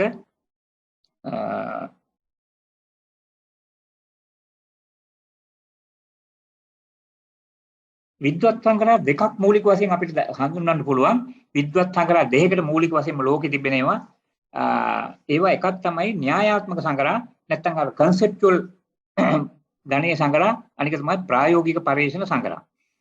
මේ දෙකම ඇත්ත වශයෙන්ම ඩිස්ක්‍රිප්ටිව් දැන් කියන්නේ නැවත අපිට මෙයා කරන්න පුළුවන් ප්‍රායෝගික පරීක්ෂණ සංගරා සහ ඩිස්ක්‍රිප්ටිව් ජර්නල්ස් කියලා. ඒකට ඩිස්ක්‍රිප්ටිව් ජර්නල්ස් කියනවා බොහෝ විටම conceptual වැනි ආටිකල් සම්බන්ධ වෙනවා. ප්‍රායෝගික පරීක්ෂණ සංගරා බොහෝ විට එම්පිරිකල් මට්ටමේ තියෙන සංගරා. ඒ සංකල්ප දෙක කොට පැහැදිලි. විශේෂයෙන්ම කලාව මානව ශාස්ත්‍ර විෂයන් ඇතුළත් මේවා හුඟක්ම මේ ලිපි පළ කරනු ලබන්නේ සංකල්ප අර්ථකථන විග්‍රහයන් විශ්ලේෂණ විවේචන විමර්ශන ගැඹුරු විවරණ මේවා තමයි ඉදිරිපත් කරන්නේ මේ ඩිස්ක්‍රිප්ටිව් සංගරාවල. ඉතින් එතකොට වුවත් ඇත්ත වශයෙන්ම මේකත් එකාතකින් පරිේශන කාර්යයක්. මේ විස්තරාත්මක සංගරාවල ඒ කියන්නේ මානව ශාස්ත්‍ර ඇතැම් වෙලාවට සමාජ විද්‍යා මේ ක්ෂේත්‍රවල පළ වෙන ලිපි බොහෝ විට අපි මේ සංකල්පීය පරීක්ෂණ මෙන්ම ප්‍රායෝගික පරීක්ෂණ මට්ටමකුත් දැන් ඇවිල්ලා තිබෙනවා. ඒ නිසා මේ ලිපි දෙකම වර්ග දෙකම මානව ශාස්ත්‍ර හා සමාජ විද්‍යා ක්ෂේත්‍ර කළමනාකරණ ක්ෂේත්‍රයේ මේ විශේෂයෙන්ම පළ වෙනවා. මේ සියලුටම වැඩියෙන් පළ වෙනවා විද්‍යා හා තාක්ෂණ ක්ෂේත්‍රයේ. මොන සංකරා වර්ගද අර එම්පිරිකල් ආටිකල් වර්ගයේ. දැන් අපි බලමු මේ ප්‍රායෝගික පරීක්ෂණ සංගරා කියන එක මොකක්ද කියන එක. කිසියම් විද්‍යානුකූල පරීක්ෂණ ක්‍රමයක් උපයෝග කරගනින් පරීක්ෂණ ගැටලුව අරමුණු නිර්ණය කර ඇතැම් විට උපන්‍යාස සත්‍යේක්ෂණ කරමින් ඒ කියන්නේ හයිපොතෙසිස් ඩෙවලොප් කරනවා. එතකොට මේ හයිපොතෙසිස් එක සමහරවිට වෙරිෆයි සත්‍යේක්ෂණය කරන්න පුළුවන් නැත්නම් අසත්‍ය කර්මයකට ලක් කරන්න පුළුවන්. එතකොට මේ ප්‍රායෝගික පරීක්ෂණයෙන් අනතුරුව එම ප්‍රතිඵල පාදක කරගනිමින් ප්‍රකාශයටපත් කරන ප්‍රායෝගික සංගරා ඇත්ත වශයෙන්ම විශේෂයෙන්ම එම්පිරිකල් මට්ටමේ තියෙන පරීක්ෂණ ප්‍රායෝගික පරීක්ෂණ සංගරා ලෙස හඳුන්වන්න පුළුවන්. එතකොට දැන් අර විස්තරාත්මක සංගරා නැත්නම් සංකල්පීය සංගරා සංකල්ප අර්ථ විග්‍රහයන් තර්ක විතරණ න්‍යායන් වැනි දේවල් ඉදිරිපත් කරනු ලැබමින් ගැඹුරු විදිහටම මේ අතිකාවන් මට්ටමේ ගොඩනගන සංගරා විදිහට අපිට හඳුන්වන්න පුළුවන්. එතකොට විශේෂයෙන්ම මේ දෙකම ඇත්ත වශයෙන් මේ සංගරා දෙවර්ගෙම peer reviewed කියලා හඳුන්වන්න පුළුවන්. කිසියම් review එකකට ලක් වෙනවා. එතකොට ඇත්ත වශයෙන්ම විද්‍යාත්මක සංගරාවල ඒ කියන්නේ විද්‍යා ක්ෂේත්‍රයේ සංගරාවලත් මේ සංගරා ලිපි වර්ග දෙකම පළ වෙනවා. ඒ කියන්නේ උදාහරණයක් වශයෙන් කිව්වොත් එහෙම conceptual ලිපිත් පළ වෙනවා. ඊළඟට පරීක්ෂණ පාදක empirical research ලිපිත් විද්‍යා තාක්ෂණ ක්ෂේත්‍රයේ පළ වෙනවා. දැන් උදාහරණයක් වශයෙන් කිව්වොත් review article එකක් කියලා කිව්වොත් හුඟක්ම පරීක්ෂණ මේ ප්‍රායෝගික පරීක්ෂණ කියනකට වැඩිය ඒ හුඟක් සංකල්පීය මට්ටමට ගමන් කරනවා. දැන් අපි ලිපි සපයන මාර්ගෝපදේශ මේ විදිහට අපිට එන්න පුළුවන්. මෙහිදී ඇත්ත වශයෙන්ම ලිපියක අඩංගු වෙන මූලික කොටස් නැත්නම් සංරචක ලිපි ලිවීමේ භාෂාව ඒ ලිපි ලිවීමේ ශෛලිය ස්ටයිල් ඊළඟට අදාළ විමර්ශන උද්ධරණ වැනි දේවල් ගැන මෙහිදී අවධානය කරමු ලබනවා මේ සංගරා වර්ග දෙකේදීම. අපි බලමු විස්තරාත්මක සංගරාවකට ලිපියක් සැකසීමේදී අන්තර්ගත යුතු සංරචක මොනවාද? දැන් අත් වශයෙන්ම සංරචක කියලා කියන්නේ මොනවද? ලිපියක දැන් අපි උපාධි නිබන්ධනයක ප්‍රධාන සංරචක තියෙනවා. පොතක සංරචක තියෙනවා. මේ සංගරාවක සංරචක තියෙනවා. සංරචකයේ මූලික කොටස් අපි දැන් නිතරම කතා කරන අපේ වර්ගීකරණයක සංරචක නැත්තම් මූලික කොටස් තිබෙනවා. ඒ වගේ ඕනම එකක තිබෙනවා මූලික සංරචක ප්‍රමාණයක්. මේ සංරචක සමහර ලිපි වල අඩු වෙන්න පුළුවන්, සමහර ලිපියක අංග සම්පූර්ණ වෙන්න පුළුවන්, සමහර ඒවා මධ්‍යම මට්ටමේ තියෙන්න පුළුවන්. අපි බලමු සාමාන්‍යයෙන් විස්තරාත්මක සංගරාවක නැත්තම් conceptual මට්ටමේ තියෙන සංගරාවක තියෙන සංරචක මොනවද කියන එක. ලිපි මාතෘකාව තිබෙනවා. ඊළඟට ගත්තාම ඇත්ත වශයෙන්ම මේ ලිපි මාතෘකාව සමගම අර citation විස්තර කියලා කියන්නේ citation කියපුවම ඔබට පැටවෙන්න පුළුවන් ලිපියක තිබෙන ඇතුලේ තියෙන citation නෙමෙයි මම කතා කරන්නේ සාමාන්‍යයෙන් උද්ධරණයට ගැනීමේදී ග්‍රන්ථ විද්‍යාත්මක විස්තර. ඒ ග්‍රන්ථ විද්‍යාත්මක විස්තර ඒ ලිපිය උඩින් පළ වෙනවා. දැන් සංගරා ලිපියක් අපි ගත්තාම ඒ සංගරාවේ ලිපියේ නම සංගරාවේ නම කර්තෘගේ නම වෙලුම් ඉෂුව ආදී වශයෙන් සියලුම දේවල් සම්බන්ධ වෙලා තමයි ඊළඟට සංගරා වට අපි අවතීර්ණ වන්නේ එහෙමයි ජාත්‍යන්තර ප්‍රමිතිය. ඒ ප්‍රමිතියත් මතක තියාගෙනම ඒ ප්‍රමිතිය දේවල් මේක නොලීවට ඒක ප්‍රමිතිය එහෙම තිබෙනවා. ඉතින් මේ ලිපි මාතෘකාවෙන් තමයි පටන් ගන්න. ටයිටල් කියලා කියනවා ප්‍රධාන කර්තෘ ලිපිනය සම්බන්ධ විය හැකි නම් විද්‍යුත් ලිපිනය වානි දේවල් මෙතනදී ඇතුළත් කරනු ලබනවා. මේවා ඕත ඇපිලියේෂන් කියලා කියනවා. ඊළඟට සාර සංග්‍රහය තිබෙනවා. ඒ කියන්නේ ඇස්ටැක් එක. ඊළඟට මූලික පද ඉවර වුණාම සාර සංග්‍රහය කීවර්ඩ්ස් වලින් අවසන් වෙනවා. ඊළඟට ලිපිය පටන් ගන්නවා හැඳින්වීම ඉන්ට්‍රොඩක්ෂන් එකක් ලිපියට තියෙන්න ඕනේ. ලිපියකට සමහරවිට අත්‍යවශ්‍යම නොවෙන්න පුළුවන් අධ්‍යයන පසුබිමක් සමහරවිට ඇතුළත් කරන්න පුළුවන්. විශේෂයෙන්ම ඇතුළත් කළ යුතු විශේෂයෙන්ම අවශ්‍යම දෙයක් තමයි අධ්‍යයන අරමුණු කියන එක. මේක ලිපියක අනිවාර්යයෙන්ම තියෙනවා. සමහරවිට මේවා අධ්‍යයන අරමුණු කියලා නම් කළත් නම් නොකළත් ඇතැම් විට කර්තෘවරයා විසින් එහෙම අධ්‍යයන අරමුණු කියලා නොලීවට ඒ වෙනත් ආකාරයකින් ලියන්න පුළුවන්. සමහරවිට මෙම අධ්‍යයනයේ ප්‍රධාන පරමාර්ථය වන්නේ ඒ විදිහට ලිපිවල ලියන්න පුළුවන්. අරමුණු කියලා නැතුව වෙනත් වචනයකින් ඒ ලියන්න පුළුවන්. නමුත් අපි සාමාන්‍යයෙන් සාධනීය වචනය තමයි අධ්‍යයන අරමුණු කියන එක ඔබ්ජෙක්ටිව්ස්. ඊළඟට පද හා සංකල්ප පැහැදිලි කිරීමේ අර්ථකථන දීමේ තැනකුත් සමහරවිට තියෙන්න පුළුවන් ඒ ලිපියේ. සංකල්පීය ලිපියක ඊළඟට සාහිත්‍ය විමර්ශනය අවශ්‍ය පරිදි. සාහිත්‍ය විමර්ශනය කියලා කියන්නේ ඒ කිසියම් ආකාරයෙන් අපි ක්ලවුඩ් කම්පියුටින් පිළිබඳව විශේෂයෙන්ම ශ්‍රී ලංකාවේ විශ්වවිද්‍යාල පුස්තකාලවල ක්ලවුඩ් කම්පියුටින් භාවිතාව සම්බන්ධයෙන් කරන ලිපියකදී මහජන පුස්තකාලවල ක්ලවුඩ් කම්පියුටින් භාවිතයට වඩා විශ්වවිද්‍යාලවල විශේෂයෙන්ම ලංකාවේ විශ්වවිද්‍යාලවල ඒ බලාකුළු පරිගණකගත කරන්නේ භාවිතා කරන ලිපි විමර්ශනයට ලක් කිරීම අත්‍යවශ්‍ය වෙනවා. විදේශ රටක තියෙන ලිපිත් ඒකටම අදාළ වන ලිපි සම්බන්ධ කරගන්න පුළුවන් සාහිත්‍ය විමර්ශනයේදී. එහෙම ලිපි නොවුනොත් අපිට මහජන පුස්තකාල හෝ වෙනත් දේවල් සම්බන්ධ කරගන්න පුළුවන් ලිපි හෝ පරිශන කෙරෙලා නැති වුණොත්. එතකොට සාහිත්‍ය විමර්ශනයත් අවශ්‍ය වෙනවා. මෙහිදී සාහිත්‍ය විමර්ශනයේ 30 40 50 ලියන්න අවශ්‍ය වන්නේ නැහැ. කිසියම් තෝරගන්න වෙනවා. ඒ ලිපියේ හරයට ගැලපෙන විදිහට සම්මත සාහිත්‍ය විමර්ශන ලිපි යම් ප්‍රමාණයක් පමණක්. මේක පරීක්ෂකයාට වැටහෙනවා පරීක්ෂණය ලිපිය සකස් කිරීමේදී. ඊළඟට දැන් ඒ 10 වෙනි කොටස තමයි විස්තරාත්මක කොටස. විස්තරාත්මක කොටස මෙහිදී අත් වශයෙන්ම මාතෘකා යොදා ගන්න වෙනවා, උපමාතෘකා යොදා ගන්න වෙනවා. මට ලිපි බාර දෙනවා සමහර විද්වතුන් පවා මුළු ලිපිය සම්පූර්ණයෙන්ම ප්‍රධාන මාතෘකා හෝ උපමාතෘකා නැහැ ලිපිය සම්පූර්ණයෙන්ම අවසන් කරලා නිගමන යෝජනා පමණක් ලියලා තියෙනවා. ඒ ලිපිය විද්‍යාත්මක ලිපිකන කරණයකට යොමු කරලා නැහැ. ඒ නිසා අත් වශයෙන්ම මතක තියාගන්න ඕනේ අර මාතෘකා අදාළ පරිදි ඉදිරිපත් කිරීම. එහෙම කරලා සමහරවිට මේ විස්තරාත්මක නැත්නම් සංකල්පී ලිපියක පරිශන ගැටලුවක් ලියන්න පුළුවන්. මේකේ දාලා නැති වුණාට සමහර අය පරිශන ගැටලුව ලියනවා. සමහර අය පරිශන ගැටලුව ලියන්නේ නැතුව පරිශන මාතෘකාවෙන් අත් වශයෙන්ම පරිශන ගැටලුව ගම්‍යමාන වෙනවා. නැවත සමහරවිට පරිශන ගැටලුව නොලියන්න පුළුවන්. මොකද පරිශන මාතෘකාවක් කියලා කියන්නේ අත් වශයෙන්ම පරිශන ගැටලුව සංගවලා තිබෙන කොටසක් කියලා හඳුන්වන්න පුළුවන්. පරිශන ගැටලුවක් කියලා කියන්නේ පරිශන මාතෘකාව යම් මට්ටමකට පිළිපොළ ගැටලුව පැහැදිලි කරන තැනක් කියලා හඳුන්වන්න පුළුවන්. එතකොට ඕනෑම පරිශන මාතෘකාවක පරිශන ලිපියක මාතෘකාවේ පරිශන ශීර්ෂය තිබෙනවා. ගැටලුව එහි අභ්‍යන්තරයෙන් අපිට ගොඩනගා ගන්න පුළුවන්. ඒකයි පරිශන මාතෘකාවයි පරිශන ගැටලුවේයි වෙනස. පරිශන ගැටලුව සමහරවිට ගැටලුවක් විදිහට දක්වනවා. ඒක වයි වෙන්න පුළුවන්. ඇයි කියන එක වෙන්න පුළුවන්. මොකක් සඳහාද කියන එක වෙන්න පුළුවන්. කුමන දෙයක් සඳහාද? ඒක ප්‍රශ්නාර්ථයෙන් යනකොට ප්‍රශ්නාර්ථයෙන් නොවන ඇති සැටියෙම තමයි ලිපි නාමයක් පළ වෙන්නේ. අක්ෂාර්ථයෙන් තමයි ලිපි නාමය සඳහන් වෙන්නේ. ඊළඟට නිගමන සොයා ගැනීම නවහදස් යෝජනා වැනි දේවල් තියෙනවා. සමහරවිට කන්ක්ලූෂන් අවසාන සමාලෝචනයක් තියෙන්න පුළුවන්. මේක නැතුවත් කන්ක්ලූෂන් රිසල්ට්ස් එතකොට මේ යෝජනා ආදිය ඇතුළත් වෙන්න පුළුවන්. ඊළඟට විමර්ශන ලයිස්තුව මේ විදිහට සඳහන් පුළුවන්. නමුත් මීට මේ තවත් සෑහෙන දේවල් තියෙනවා. නමුත් දැනට ඔබට මේ ප්‍රමාණවත් වෙනවා.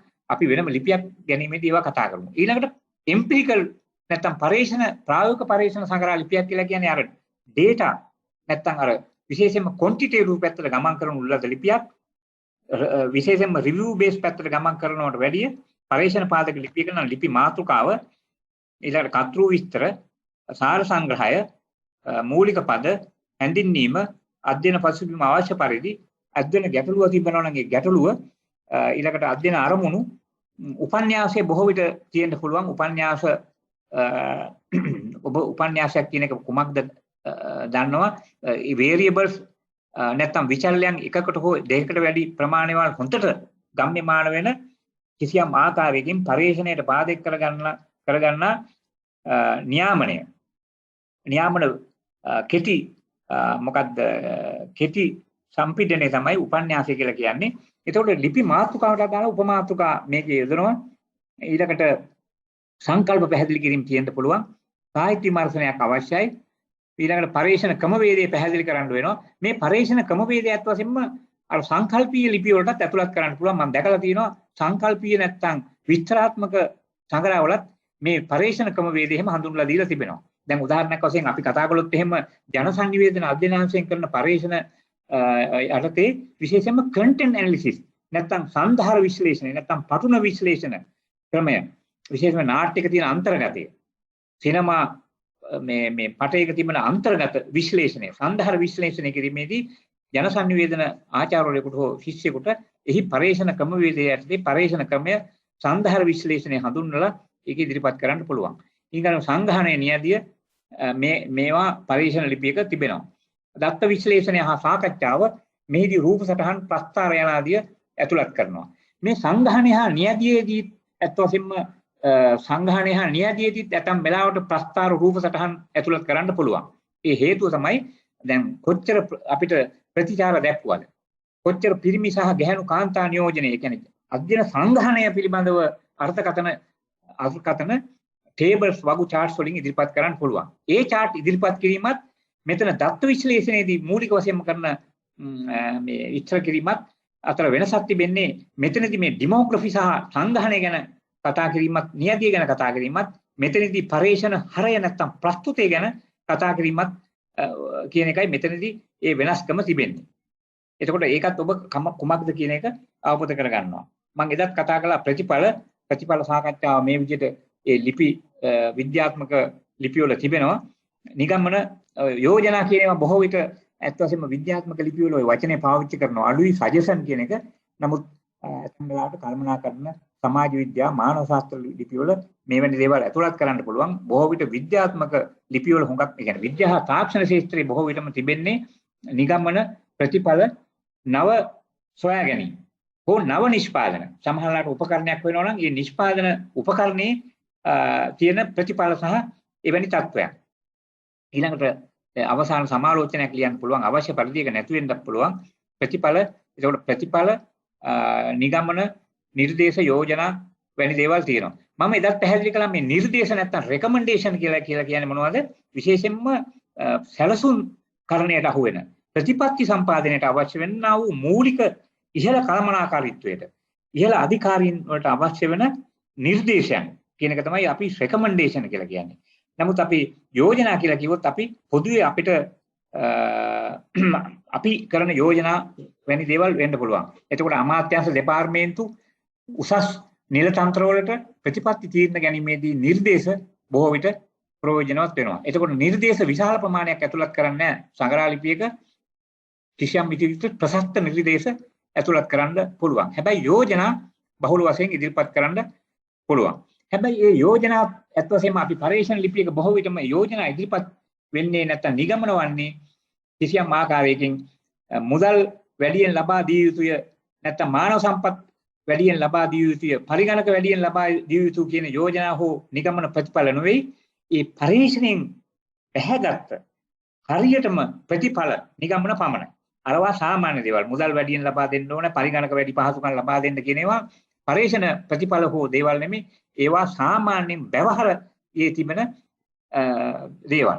එහෙනම් එයින් ඔබට ගිහිල්ලා ඒ පරිශ්‍රණයෙන් ගන්නා වූ අලුත්ම කරුණු ප්‍රතිඵල ඉදිරිපත් කිරීම තමයි මෙහිදී දකින්නේ. අර සම්පදායික මුදල් අවශ්‍යයි පරිගණක අවශ්‍යයි පහසුකම් අවශ්‍යයි කියන එක නෙමෙයි. ඊට වඩා පරිශ්‍රණයක් ගමන් කළ යුතු තත්ත්වයක් එතනදී පැහැදිලි වෙනවා.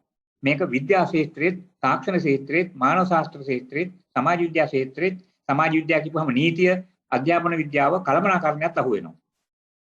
එතකොට ඔය ආදියට ගමන් කරන්න පුළුවන්. ඊළඟට උද්ධරණය හා විමර්ශනය කියන එක දෙකක් පැත්තට මම සඳහන් කරා. මේදී උද්ධරණය කියලා කියන්නේ මොකද්ද? ලිපිය තුල උපුටා දැක්වීමයි. ලිපිය තුල කතෘ ඊළඟට වර්ෂය ඇතුළත් කරනවා. සමහරවිට quotation එකක් තුල ඒක ඉදිරිපත් කරනවා කතෘගේ කියමනක්. එය අපි හඳුන්වන්නේ citation නැත්නම් උද්ධරණය කියලායි. එතකොට මේ ඒක පැහැදිලි වෙනවා උද්ධරණය කියන එක පාවිච්චි කිරීමේදී හාවර්ඩ් චිකාගෝ APA ආදි වශයෙන් ඒවා හඳුන්වනවා. මේවා ඔබ කවුරුත් හොඳින්ම දන්නවා. එතකොට විමර්ශනය කියලා කියන්නේ රිෆරන්ස් ලිස්ට් එක ක්‍රමානුකූලව සකස් කිරීමයි. උද්ධරණය හා විමර්ශනය ගැන කතා කිරීමේදී කැලණි විශ්වවිද්‍යාලය පාවිච්චි කරන ක්‍රම දෙකක් වන්නේ හාවර්ඩ් ක්‍රමය සහ APA යන ක්‍රම දෙකයි. මෙහිදී අත් වශයෙන්ම AP 7th edition දැන් පළ කරලා තිබෙනවා. අපේ කැලණි විශ්වවිද්‍යාලයේ කල්යාණි සංග්‍රහව මෙතන ක්ලික් කරොත් අපි ඒකට යන්න පුළුවන්. ඒකෙදී APA 6 edition එකේ අපි නිර්ණායක අනුගමනය කරනවා. එතකොට උද්ධරණය කරන්නත් නිර්ණායකයක් තිබෙනවා. එහෙමනම් විමර්ශනය කරන්නත් නිර්ණායකයක් තිබෙනවා. උද්ධරණය සහ විමර්ශන පමණක් නෙවෙයි වෙනත් අනෙකුත් නිර්ණායක විශාල ප්‍රමාණයක් මේ ස්ටයිල් වල තිබෙනවා. ඒ කියන්නේ උදාහරණයක් වශයෙන් කිව්වොත් ලිපිය කොහොමද හරියට සකස් කරන්නේ? ලිපියේ අන්තර්ගතය කොහොමද සකස් කරන්නේ? ඒවත් කතා කරනවා. උද්ධරණයේ විමර්ශනයේ පමණක් නෙමෙයි තවත් කරුණු ගණනාවක් මේ විශාල ප්‍රමාණයක් කරුණු උපාධි නිබන්ධනයක් කොහොමද සකස් කරන්නේ ආදි වශයෙන් ලේඛන සකස් කරන්නේ කොහොමද කියන එකත් මේ ස්ටයිල් වල ගැඹුරු වශයෙන් සකස් කරනවා. මොකද හේතුව පිටු 150කට 200කට වැඩි කෘතියක් තමයි බොහෝ විට මේ උද්ධරණ ශෛලීන් වලින් ඉදිරිපත් කරනු ලබන්නේ. එතකොට දැන් අපි එතකොට මේ උද්ධරණ රටාවක් අනිවාර්යයෙන්ම අනුගමනය කරන්න ඕන. සාහිත්‍ය ගවේෂණය කියලා කියන්නේ අපි කවුරුත් දන්නවා. ඔබ ලිපියක් ලියන්න ඉස්සෙල්ලා අනිවාර්යයෙන්ම සාහිත්‍ය පරිශීලනය කරන්න ඕනේ. නැත්නම් සාහිත්‍ය හොයන්න ඕනේ. එතකොට ගැටලුවට අදාළව ඔබගේ මාතෘකාවට අදාළව පරේෂණ මොනවද ලිපි සෙවීම තමයි සාහිත්‍ය ගවේෂණය කියලා කියන්නේ.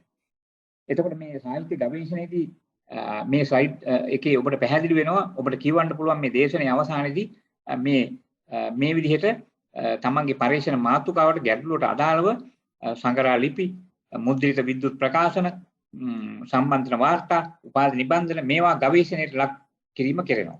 සාහිත්‍ය විමර්ශනය කියලා කියන්නේ ඒක නෙමෙයි. ඒ සොයන ලද සාහිත්‍යයෙන් පෙරලා තෝරා ගන්නා ලද දේවල් පමණක් අපි අරගෙන මූලික වශයෙන්ම සංග්‍රහ ලිපි වෙන්න පුළුවන්.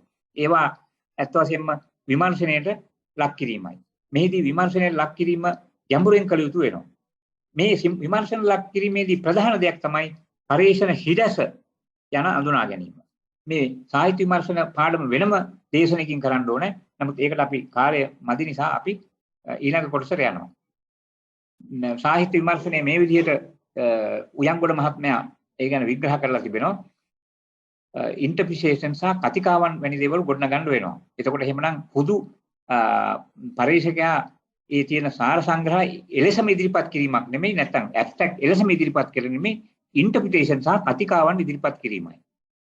ඊළඟට තමයි වැදගත් දේ තමයි ලිපි සකස් කිරීමේ භාෂාව ගැන සැලකිලිමත් වෙ යුතු වෙනවා. ඔබ ලිපියක් සකස් කිරීමේදී ලිපියේ භාෂාව.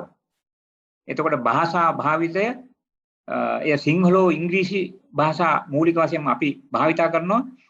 එතකොට මෙහිදී නිවැරදි කෙටි වාක්‍ය රට අනුගමනය කරන්න ඕන. දීර්ඝ වාක්‍ය ලියන්නේ නැහැ. විවරණය ගැන අක්ෂර වින්‍යාසය ගැන බලන්න ඕන. පද බෙදීම සමහර අය පද බෙදන්නේ මට ආචාර උපාධි නිබන්ධනයකට දැන් දිගටම හදනවා. හැමදාම පද බෙදීමක් එකේ නැහැ. එක දිගට ලියනවා. කොච්චර ගැන කතා කරලත් එහෙමයි. විරාම ලක්ෂණ එහෙම ඇත්තෙම නැහැ. එතකොට මේවත් ඇත්ත වශයෙන්ම භාෂා සංවිධානයේදී සැලකිලිමත් වෙන්න ඕන. ඔබ සෑම කෙනෙක්ම මේවා විද්‍යානුකූලව කල්පනා කරන්න ඕනේ. එතකොට නිවැරදි පද භාවිතය ගැන 100%ක්ම නිවැරදි බව තහවුරු කර යුතු ඇති. ග්‍රාම්‍ය පද, ව්‍යංගාර්ථ, සාහිත්‍යාර්ථ, දීර්ඝ විස්තර සපයන වාක්‍ය රටා, උත්තම පුරුෂ යෙදීම්, අශ්ලීල භාෂා රටා යෙදීම් සම්පූර්ණයෙන්ම අත්හරින්න ඕන මේ භාෂා මෙලෙදී. බොහෝ විට පරීක්ෂකයන් තම ලිපි ලිවීමේදී මම මා අපි ආදි වශයෙන් යෙදීම කරනවා. මේක මා දැකලා තියෙනවා වෛද්‍ය ක්ෂේත්‍රෙත් මේක තිබෙනවා. නමුත් අත් වශයෙන්ම ඒ ක්ෂේත්‍ර වලට පවා කිසිම ක්ෂේත්‍රයකට මම මා අපි කියන එක අවශ්‍ය වන්නේ නැහැ. මොකද හේතුව අපේ පරීක්ෂණ ලිපිය තවත් කුඩා කරගන්න පුළුවන් මම මා අපි ආදි වශයෙන් දාන්න නැතුව පැසිව් වොයිස් වලින් හෝ අත් වශයෙන්ම මේ අනුක්ත කතෘ විදිහට මේවා යොදන්න පුළුවන් ශෛලියක් අනුගමනය කරන්න පුළුවන්. ලිපි සකස් කිරීමේ භාෂාව ගැන කතා කිරීමේදී තාක්ෂණික පද පාවිච්චි කිරීම ඉතාම වැදගත් වෙනවා. සම්මත පද පාවිච්චි කිරීම ඉතා වැදගත් වෙනවා. අනවශ්‍ය ඉක්මන්කාරී ස්වරූපයේ නොසැලීමත් භාවය භාෂාව විවිධ නොලාරින් භාවිතා කිරීම අපි ඉවත් කරගන්න ඕනේ. නිවැරදි අර්ථකථනයක් නොසැපෙන භාෂා රටාව යන දෝෂයන් පිටුදැකිය. මා දන්නා පරිදි මම හුඟක් ලිපි රිවිව් වලට ලක් කරලා තිබෙනවා. සමහර භාෂාවක් තියෙනවා අපිට තේරෙන්නේ නැහැ. ඒ කියන්නේ හරියට මේ භාෂා රටාවල් තේරෙන්නේ සමහරවිට පුජ්‍යලයට තේරිලා නැහැ ලිපියේ භාෂාව. එහෙමනම් ලිපියේ භාෂාව Tamanටත් අනේකාටත් හොඳින් තේරුම් ගන්නා ආකාරයට භාෂාව මනමින් සංවිධානය කිරීම ඉතා වැදගත් වෙනවා. ඇත්ත වශයෙන්ම පරිශන ලිපියක් සකස් කිරීමේදී ඉතාම වැදගත් සංරචකයක් තමයි මේ භාෂාව කියන එක. මේ ගැන හුඟක්ම විද්‍යානුකූලවම කල්පනා කරමින් මේ ගැන විශේෂයෙන්ම හිත යොමු කිරීම කළ යුතු වෙනවා. භාෂා ලේඛන කරණය සමහර අයට අමාරු වෙන්න පුළුවන්. ඉතින් ඒ නිසා කොහොම හරි ලියලා මේ භාෂා ලේඛන කරණය තහවුරු කරගන්න අවශ්‍යයි. එතකොට මේ ලිපි සකස් කිරීමේදී ඇත්ත වශයෙන්ම දීලා තියෙන නිර්දේශ මත මම ඔය New Times Roman font size කියන විග්‍රහ කරලා තියෙනවා. සංග්‍රහවල පෙළ පිටු පරතර තීරුවෙන් කිරීම මේ ආදි වශයෙන් තියෙන ෆෝමැටින් ගැනත් අපි සලකා බැලිය යුතු වෙනවා. එතකොට මේ සියල්ලම විද්‍යානුකූල භාෂා හැතිරීමක් ලෙස අපිට හඳුන්වන්න පුළුවන්. ඊළඟට පරේෂණ ආචාර ධර්ම රිසර්ච් එතික්ස් කියන එකකට ඒ කියන්නේ පරේෂණ ආචාර ධර්ම කියන්නේ ඊටාම පුළුල් මාතෘකාවක්. මේක කුඩා මාතෘකාවක් නෙමෙයි. පරේෂණ ආචාර ධර්ම කෙටියෙන් කියන්නේ මොකද? පරේෂණයට සහභාගී වෙන ඊළඟ පරේෂණ සහභාගී වෙලේ ප්‍රතිඵලයෙන් අනතුරුව ඇති වෙන දේවල් සමස්ත පරේෂණ ක්‍රියාදාමය. ඒ කියන්නේ සමස්ත පරේෂණ ක්‍රියාදාමයෙන් කිසියම් කෙනෙකුට හානියක් නොවන ආකාරයට හැම කෙනාටම පොදුවේ සාධාරණයක් ඉටු වෙමින් ඉටු කරනු ලබන කිසි කෙනෙකුට මානසික කායික ගැහැටක් නොවන ආකාරයෙන් පරිශ්‍රණය සිදු කරනවා නම් ඒක තමයි පරිශ්‍රණ එතික්ස්. දැන් මේ ළඟදී මට දැනගන්න ලැබුණා එක්තරා විදියක ඊටාම නිර්ධන කොටස් පරිශ්‍රණයට යොදා ගන්නවා විද්‍යාත්මක කණ්ඩායමක්. නමුත් ඒගොල්ලෝ මුදල් යොදාගන්නේ නැහැ. ඒ කම්කරු අය විශාල විදියට මුදල් හම්බ කරන්නේ තමන්ගේ ශ්‍රමය වියදම් කරලා. ඉතින් අපි යෝජනා කරන ලැබුවා අඩු ගානේ මෙච්චර මුදලක්වත් දවසකට දෙන්න ඕන තමන්ගේ දවස් පඩියට වැඩිය. මොකද මේ මිනිසයා තමන්ගේ පරිශ්‍රණයට ලබා ගැනීමේදී ඔහුට එදා ජීවනය කරගන්න බෑ. ඔහුට අර කුලී වැඩේ කරගන්න බෑ. ඉතින් ඒක විද්‍යාඥයන්ට අමතක වෙනකොට අපි පැහැදිලි කරනවා එහෙමනම් මේකට දීමනාවක් දෙන්න අරක ඩබල් කරලා කුලිය වාගේ ඩබල් කරලා ට්‍රිපල් කරලා එයාට දීමනාවක් දීලා මේ පරිශ්‍රණයට හවුල් කරගන්න. මොකද ඒවත් පරිශ්‍රණ එතික්ස් වලට අවශ්‍ය වෙනවා. මේ ආදි වශයෙන් පරිශ්‍රණ එතික්ස් ඊටම ගැඹුරු දෙයක්. මේ විදිහේ මේකේ පැහැදිලි කරලා තියෙනවා. පරිශ්‍රණ අපචාර ක්‍රියාවලින් යෙදීම ආදි වශයෙන් ඊළඟ පරිශ්‍රණයට යොදා ගන්නා වූ න්‍යායදී තිබෙන බොහොම මේ සංවේදී නිවැදීන් තියෙනවා සමහරවිට. ඉස්කෝලේ සමහරවිට අපි කුඩා ළමයි එහෙම නැත්නම් අපි යොදා ගන්නවා හොස්පිටල් වල ඉන්න රෝගීන්. එහෙම නැත්නම් අපි යොදා ගන්න පුළුවන් පෙරපාසල් වල ළමයි. ඊටාම වල්නරබල් ගෲප් මේ ආදි වශයෙන් කණ්ඩායම් වෙනවා. මේවා පරිශ්‍රණ ආචාර ධර්ම වලට සම්බන්ධයි. ප්‍රශ්නාවලිය ඇතුළු සමස්ත පරිශ්‍රණයේ සියලුම දේවල් නියදිය ගැටලුව පරිශ්‍රණ මේ අපි පිරිසලස්ම දත් එකතු කිරීම ආදිවාදී සමස්ත පරිශ්‍රණයේම ක්‍රියාදාමයටම අහුවෙන සිරිත් විරිත් කළ යුතු දේ නොකළ යුතු දේ පරිශ්‍රණ ආචාර ධර්ම වලට අවශ්‍ය වෙනවා. එපමණක්ද නොවේ නිවැරදි ලේඛනය, චෞර ලේඛනය මේකත් අවශ්‍ය වෙනවා. මොකද හානියක් වෙනවා ඇත්ත වශයෙන්ම වෙන කෙනෙකුගේ දෙයක් උපුටා නොගත්තොත් අපි හොරෙන්ම පාවිච්චි කරොත් එයාට හානියක් වෙනවා. බුද්ධිමය දේපල හොරකම් කිරීම තුළ නඩු යන්නත් පුළුවන්. ඒ නිසා දැන් මේ පරිශ්‍රණ ආචාර ධර්ම කියන එක ඔබට පැහැදිලි වෙනවා. එතකොට මේ විදිහට ආගම් වලට පක්ෂපාතී වීම, ජාතිවාදී හෝ පටු චින්තනවල හිරවීම මේවත් ඇත්ත වශයෙන් පරිශ්‍රණ ආචාර ධර්ම උල්ලංඝනීමේ. දැන් කිසියම් ආගමක කණ්ඩායමක් අපි ආගමික කණ්ඩායමකට අපි අයත් වුණා කියලා ඒ ආගමට ඇද පරිශ්‍රණය කිරීම පරිශ්‍රණ ආචාර ධර්ම උල්ලංඝනය කිරීම. ඊළඟට පරිශ්‍රණ ආචාර ධර්ම මූලික වශයෙන්ම ඇත්ත වශයෙන්ම ඔබ්ජෙක්ටිව් ඔරියන්ටඩ් පැත්තට තමයි ගමන් කරන්නේ. ඒ කියන්නේ ඒවා මේ මොකක්ද ඒකට කියන්නේ අරමුණු මූලික පැත්තට තමයි ගමන් කරන්නේ. පුජ්‍යල තත්වයකට වැඩිය. ඒකයි මෙහිදී සම්බන්ධ වෙන්නේ. එතකොට රහස්‍යභාවය මේ නීතිගරුකභාවය, පුද්ගලිකත්වය ආරක්ෂා කිරීම, විශ්වසනීයත්වය ඇති කරන අරුන් කටයුතු කිරීම, සත්‍යවාදී බව, පරිශන ආචාර ධර්ම වලට මූලික වශයෙන්ම අවශ්‍ය වෙනවා. ඒ අනුව අපි සබ්ජෙක්ටිව් පැත්තට ගියොත් සබ්ජෙක්ටිව් පැත්තට ගැඹුරෙන් ගමන් සබ්ජෙක්ටිව් පැත්තට යම් ගමන් කිරීමක් කරනවා පරිශන ආචාර ධර්ම. නමුත් ලයින් එකෙන් ඔබට යන්නේ නැහැ. දැන් උදාහරණයක් වශයෙන් කියනවා නම් අපි කිසියම් ආකාරයකින් ඒ පරිශනයේ ලක් කරන අය එක පුද්ගලිකව ගනුදෙනු කරන්න ගියොත් එහෙම වෙන වෙන කෘත්‍යයන්. එතකොට ඒක පරිශන ආචාර ධර්ම උල්ලංඝනය කිරීමක් වෙනවා. ඊළඟට මේ ප්ලේජියරිසම් කියන එක චෞර ලේඛනය තිබෙනවා. වෙන ලිපි දෙයක් සොරා කිරීම, සොරකම් කිරීම තමයි චෞර ලේඛනය කියලා කියන්නේ. වෙන ඒවා උපුටා ගන්න නැතුව සකස් කිරීම සමාගම නිර්මාණයක් විදිහට දැක්වීම. දැන් මේ මා ඉදිරිපත් කින්න ප්‍රසන්ටේෂන් එක අවසානයේ මා දක්වලා තිබෙනවා මේ ප්‍රසන්ටේෂන් එකේ සියලුම බුද්ධිමය දේපොළ ටිකක් මට අයිති වෙන අතර බොහෝ දේපොළ වෙනත් අයට තමයි අයිති වෙන්නේ කියලා මම ප්‍රකාශිකුත් ඉදිරිපත් කරනවා. ඒ කියන්නේ මම ලේඛන චෞර ලේඛනයේ යෙදෙන්නේ නැති කියන එක සාහරු වෙන තමයි එහෙම යොදලා තිබෙන්නේ. අපි ඒ විදිහට කටයුතු කරන්න ඕනේ. ඊළඟට මේ චෞර ලේඛනයේ විවිධ අවස්ථා තිබෙනවා. වෙනත් ලේඛනයක් සම්පූර්ණ සොරාගෙන තමාගේ ලේඛනයක්, වෙනත් ලේඛනයක් කොටසක් ලෙස උපුටා දැක්වීමෙන් එය මේ උපුටා දැක්වීමෙන් තොරව යොදා ගන්නවා. ඊළඟට ලේඛනයක ශෛලිය, භාෂා ශෛලිය වෙනස් කරලා තමාගේ ලේඛනයක් විදිහට යොදා ගන්නවා. වෙනත් ලේඛනයක් බව ඒ උපුටා දක්වන්නේ නැහැ. වෙනත් ලේඛනයක් භාවිතා කරලා මේ විකෘත කරනවා. ලිපි සම්පාදකයාගේ ලිපියේ අන්තර්ගතයේ විශාල ප්‍රමාණයක් අනෙක් අය විසින් සම්පාදිත අදහස් වලින් ලේඛන වලින් බහුල වශයෙන් උපුටා දක්වා හෝ නොදක්වා ව්‍යාජ අදහස්, ව්‍යාජ අර්ථ නිරූපණ අදාළ වීම පුරවනවා. සමහරවිට තමා දැනුවත්වම යම් ව්‍යාජ හෝ අව්‍යාජ අදහස්, ආරූඪ හෝ ව්‍යාජ කතුරුන්ගේ නම් යොදා ගන්නවා සමහරවිට. දැන් මම දැකලා තියෙනවා එහෙම කතුරුරෙක් නැහැ.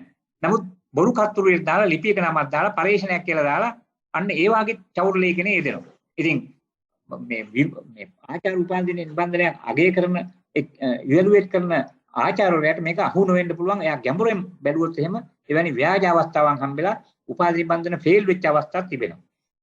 ඊළඟට අන්‍යයන්ගේ නිර්වාජ අදහස් දැනුවත්ව විකෘත කොට දැක්වීම, වෙනත් ව්‍යාජ අදහස්, ව්‍යාජ අර්ථකථන තම ලිපිය තුළ අව්‍යාජ අදහස්, අව්‍යාජ අර්ථකථන ලෙස උපුටා දැක්වීම. දැන් මේකත් ඇත්ත වශයෙන්ම නොකළ යුතු දෙයක්. මේ කියන්නේ අපි වළකා ගන්න ඕනේ ව්‍යාජ අදහස්, ව්‍යාජ අර්ථකථන මේ විදිහට දැක්වීම. ඊළඟට අපි යමු ස්වයං චෞර ලේඛන කියන්නේ self plagiarism. ස්වයං චෞර ලේඛන යනු යම් පුද්ගලෙක් තමා ප්‍රකාශයට පත් කරන ලිපි ලේඛන ආදිය නැවත නැවතත් ව්‍යාජ ලෙස වෙනස් ප්‍රකාශනයක එම මුල් ලේඛන එලෙසම වෙනස් කර විවෘත කොට ප්‍රකාශයට පත් කිරීමයි.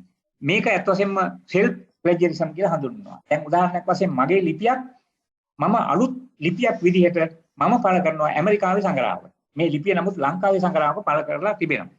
දැන් මේක ඇවිල්ලා ඇත්ත වශයෙන්ම self plagiarism අවස්ථාවක් කියලා හඳුන්වන්න පුළුවන්. සමහරවිට මගේ ලිපිය මම පොඩ්ඩක් වෙනස් කරලා හැබැයි වෙනස් කරලා ඒ සඳහන් නොකර ඒ වෙනස් කරම කළා නම් එහි සඳහන් කරලා යුක්ති සහගත බව පෙන්නලා ලිපියක් පළ කරන්න පුළුවන්. මේ නිසයි මේක කළේ. නමුත් එහෙම නොකර විකෘති කොට ප්‍රකාශයටපත් කරනවා නම් එය මේ එකක් නෙමෙයි. දැන් උදාහරණයක් වශයෙන් කෙනෙකුගේ මේ ලිපි සමූහයක් අපි හිතමු ලිපි 15ක් සංග්‍රහවට ලිපිලිය තියෙනවා. නැවත ඒ අලුත් ප්‍රකාශනයක් විදිහට පළ කරන්න පුළුවන්. හැබැයි ඒ පළ කිරීමේදී ස්වයං චෞර ලේඛනයට අහු වෙන්නේ නැහැ.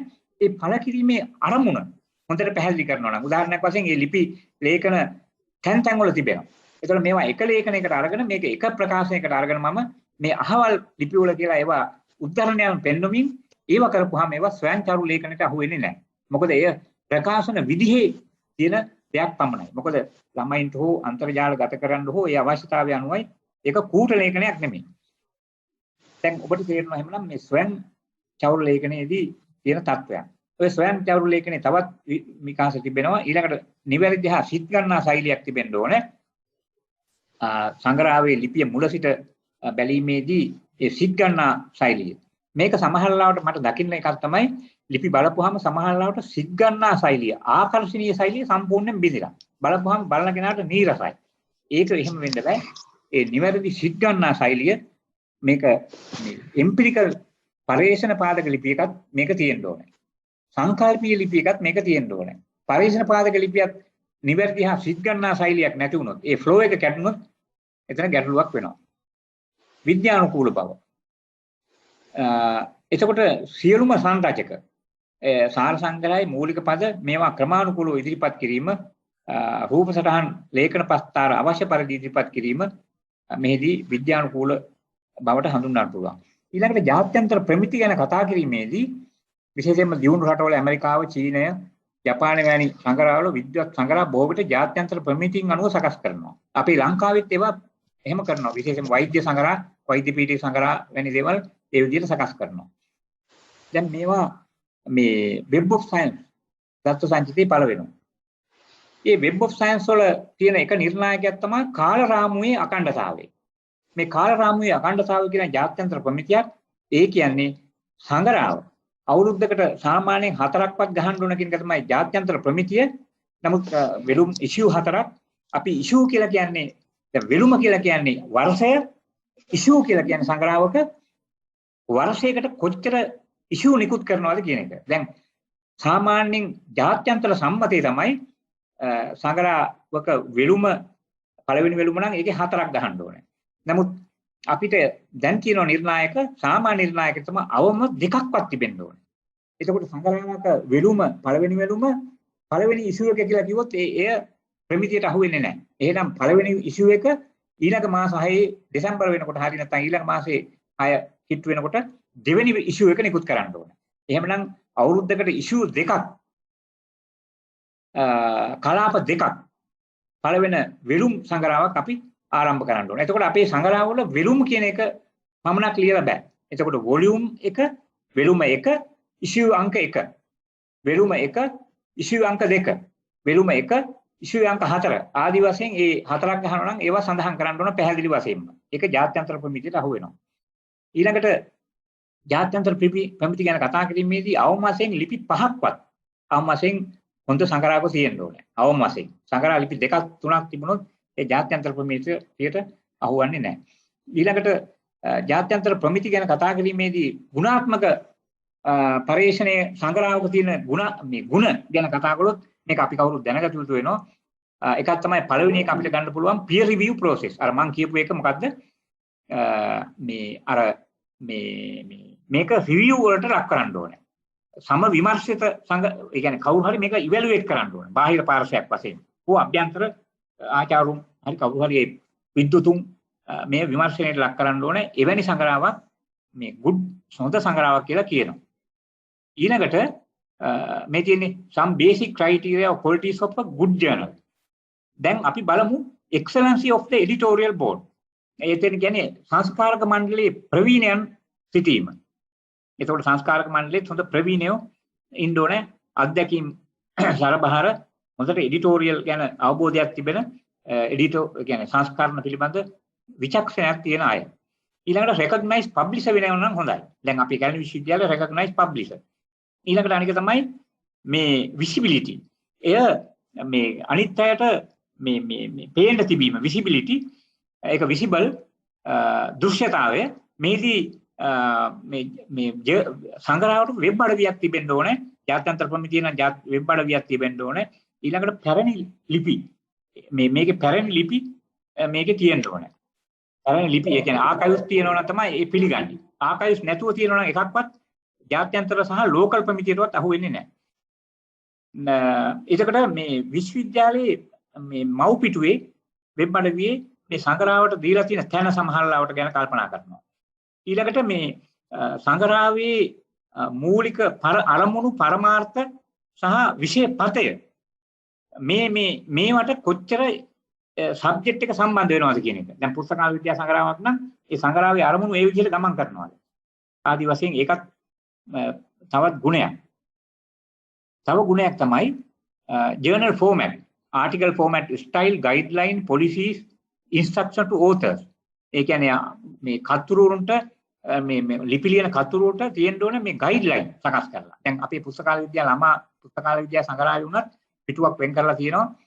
මේ විදිහට තියෙන්න ඕනේ මේ guide to authors. ඊළඟට මේ ප්‍රතිපත්ති තියෙන්න ඕනේ, ගයිඩ්ලයින් තියෙන්න ඕනේ. article format, style මේවා තියෙන්න ඕනේ. පිටු සංවිධානයේ පිටු ප්‍රමාණය. reference style එක මොකක්ද? ISSN නම්බරේ තිබෙන්න ඕනේ. copyright ප්‍රකාශන හිමිකම් plagiarism විස්තර ඕවා මේවා සඳහන් කරලා තිබීමේ ගයිඩ්ලයින් වල වැදගත් වෙනවා. මේකත් ප්‍රමිතියක් හොඳ සංග්‍රහයක්. එතකොට මේ ISSN කියන එක අපි දන්නවා ISSN වර්ග දෙකක් තිබෙනවා. printed ISSN වෙනම ගන්න ඕනේ. EISSN ඉලෙක්ට්‍රොනික පිටපතේදී EISSN වෙනම ගන්නවා. මේ අනුව පුස්තකාල සේවා මණ්ඩලයේ මේ දෙකම අපිට EISSN සහ printed ISSN දෙකම ගත්තොත් තමයි ජාත්‍යන්තර ප්‍රමිතියට යන්න පුළුවන් වෙන්නේ. ඊළඟට මේක මේ 7 වෙනි කියලා කිව්වට මේක දෙවෙනි එක වාගේ කියන්න පුළුවන් full continuity of the journal. ඒ කියන්නේ සංග්‍රහව පළ කිරීමේ අඛණ්ඩතාවය. දැන් මේ අවුරුද්දේ ගහලා ලබන අවුරුද්දේ ගහලා නැත්නම් සංග්‍රහව සම්පූර්ණයෙන්ම අකුල්ලා database එකෙන් එළියට විසි කරලා දානවා ගව් ගණනාවක් එහාට. එහෙම ලංකාවේ අපේ සංග්‍රහ විද්‍යා සංග්‍රහ තාක්ෂණ සංග්‍රහ වලටත් එහෙම වෙලා තිබෙනවා. වෛද්‍ය සංග්‍රහ වලටත් එහෙම වෙලා තිබෙනවා. එහෙම වෙලා. ඊළඟට adhere to journal publication ethics. ඒකෙන් කියන්නේ මොකද මේ ජර්නල් ප්‍රකාශන කිරීමේ ආචාර ධර්ම වලට අනුගත වෙන්න ඕනේ. ඊළඟට මේ 9 element කියලා කිව්වට මේකත් වැදගත්ම element එකක්. when the original article has been written in vernacular language.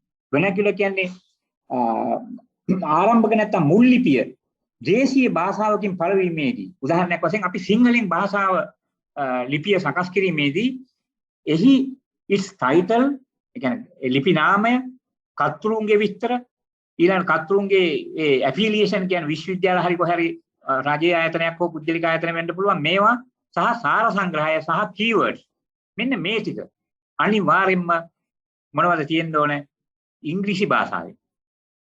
ඔක තමයි ජාත්‍යන්තර ප්‍රමිතිය. එහෙමනම් අපි පුස්තකාල විද්‍යා සංග්‍රහවත් ඉදිරියේ සකස් කිරීමේ සියලුම සිංහල ලිපිවල සාර සංග්‍රහ keywords ඊළඟ author title affiliation මේවා සියල්ලම ඉංග්‍රීසියෙන් සකස් කරන්න වෙනවා. ලිපියේ බඳ පමණක් සිංහලෙන් තියන්න පුළුවන්. දැන් web of science එතකොට එහෙම නැත්නම් clarivate analytics කියලා දැන් අදාළ හොඳනවා. ඊළඟට scopus ඇතුළු මේ සියලුම database වල පිළිගැනීමක් තමයි ඔබගේ දේශීය භාෂාවෙන් සංග්‍රහවල නිකුත් කරන්න. හැබැයි ටයිටල් එක author විස්තර එතකොට සාර සංග්‍රහය keywords මේවා පමණක් අපිට ඉංග්‍රීසියෙන් තිබ්බහම අපි ජාත්‍යන්තර ප්‍රමිතියට ඇතුළත් කරගන්නවා කියලා ඒගොල්ලෝ ප්‍රමිති සකස් කරලා තිබෙනවා. ඉංග්‍රීසි භාෂාවෙන් තිබෙනවා. ඒකයි මම මගේ පැරණි අර කල්ගිය දේශනෙත් මම කිව්වේ ජර්මන් ප්‍රංශ ඊළඟට ගත්තාම කොරියන් චීන සම්පූර්ණම ඒ භාෂාවෙන් තියෙන ලිපි අපි දන්නවා clarivate analytics එකේ නැත්තම් web of science වල තිබෙනවා. ඊළඟට මේ ශ්‍රී ලංකාව තුළ පිළිගත් ආයතනකින් නිකුත් කරන ළමට ප්‍රසක්ත සංග්‍රහවලට ලිපි ලැබීම ඉතා හොඳයි.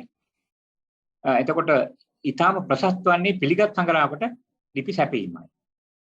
ඊළඟට පරිශන පාදකත්වය අන්තර්ගතය ගැන අපි කල්පනා කරන්න ඕනේ. ඊළඟට විද්වත් හැසිරීම කියලා එකක් තිබෙනවා. මේවා ලිවීමේදී අපිට තියෙන පොඩි scholarly behavior කියලා එකක්. එතකොට scholarly behavior අපි අනුගමනය කරන්න ඕනේ. අවසානයේදී හොඳ ප්‍රවීණ ලිපි ලේඛකයන් බවට පත් වෙන්න ඕනේ. අනික ඔය ඉස්සර ඔය ෆවුලේ. ඔව් ඊළඟට ඉස්සර ඔය පළවෙනි ඔබට මේක පේනව නේද? ෂෙයා වෙනව නේද? මේ ස්ලයිඩ්ස් ෂෙයා වෙනවනේ. ඔව් සර්. ඔව් සර්. දැන් අපි යමු අර අවසාන පාඩමේ අවසන් කරන්න යන්නේ step by step approach in submitting an article to a journal. ඒ කියන්නේ අර පියවර පාදක ප්‍රවේශය. සංග්‍රහවකට ලිපියක් සැපීමේ පියවර පාදක තියෙනවා කීපයක්. මෙන්න මේක අපි බලන්න ඕනේ. ඒ select topic subject problem. ඒ කියන්නේ topic එකයි subject එකයි problem එකයි එකට යන්නේවා. දැන් අපි කෙනෙක් ගත්තොත් එහෙම මේ information literacy කියලා ගත්තොත් ඒක subject එකකට සම්බන්ධයි. මොකද්ද information literacy? information literacy topic එකට සම්බන්ධයි. එතකොට information literacy problem එකකට පැත්තට ගමන් කරන්න පුළුවන් තව වචන කීපයක් දාලා. එතකොට මේ select topic subject problem thinking some factors යම් කිසි සාධක කීපයක් ඔයාලා තීරණය කරන්න ඕනේ. ඒ සාධක තමයි ඔබේ කැමැත්ත. දැන් කෙනෙක් අපි එකපාරටම අපි කියමු ඉලෙක්ට්‍රොනික ජර්නල්ස් e-journals කියලා ගත්තොත් එහෙම එයාට ඒකට choice එකක් තියෙන්න ඕනේ. නැතු ඒක නීරස නම් ඒක ගන්න බෑ. එයා කැමැත්ත. ඊළඟට තමන්ගේ මේ කාලීනත්වය time value එකක් ඒකේ තියෙනවද? මේක කරන්න ලේසිද? මේක easinessද? data එහෙම එකතු කරන්න පුළුවන්ද? supporting resources මේකට උදව් කරගන්නලා තියෙන මූලාශ්‍ර පොත්පත් මේවා තියෙනවද? උදව් කරගන්න ආචාර්යවරු ඉන්නවද? අහන්න කවුරු හරි ඉන්නවද? ආදි වශයෙන් තියෙනවා මේ සාධක විශාල ප්‍රමාණයක් උඩට වඩා තියෙනවා. මම මේ සාධක මොනවද කියන්න පැහැදිලි වෙන්න තමයි සාධක කීයක් ඔය මූලික දේවල් ටික පැහැදිලි කරනවා. නමුත් ඔයිට වඩා සාධක තියෙනවා 10ක් විතර. ඒවා සේරම අපි බලන්න ඕනේ. ඊළඟට දෙවෙනි කාරණාව තමයි you can discuss this with the university teacher. ඔබගේ විශ්වවිද්‍යාල ගුරුවරයෙකුගෙන් ඔබ සමීප කෙනෙකුගෙන් මේක අහන්න පුළුවන්, උදව් උපකාර කරගන්න පුළුවන්. ඊළඟට construction of possible topic. මේ construction කියන වචනේ මම දැම්මේ අත් වශයෙන්ම මේක developing කියන එකට වැඩිය හොඳයි construction කියන එක. construction එකේ ගැඹුරු අර්ථයක් තියෙනවා. දැන් අපි විශාල මාලිගාවක් වුණත් අපි construct කරන ගන්නවා. අඩියෙන් ඒ කියන්නේ ගඩොලෙන් ගඩොල තමයි හදාගන්නේ. ඒ නිසා මෙතන ගඩොල් වැඩක් මේ තියෙනවා. මේ පරිශන මාතෘකාව සකස් කිරීමේදී එකපාර හදන්න බෑ. නිසා topic එක construct කරන වැඩපිළිවෙල බලා ගන්න ඕනේ. ඊළඟට අපි database වලට යන්න පුළුවන්. journal web page වලට යන්න පුළුවන්. journal site වලට යන්න පුළුවන්. එතකොට මේ වගේ topic බලන්න ඕනේ. දැන් මේ යටතේ අපි බැලුවොත් එහෙම අපිට යන්න පුළුවන් මම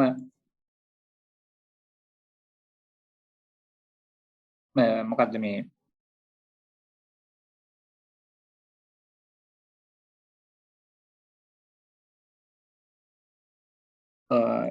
ඉදිරිපත් කිරීමක් කරලා තියෙනවා මේ ටයිටල් කීපයක් සම්බන්ධව අපි ඒක චුට්ටක් බලලා ඉමු. ඒක මේ වෙලාවේ අවශ්‍යයි කියලා මට හිතෙනවා ඔබට ඒක ගැන අවබෝධයක් ලබා දෙන්න.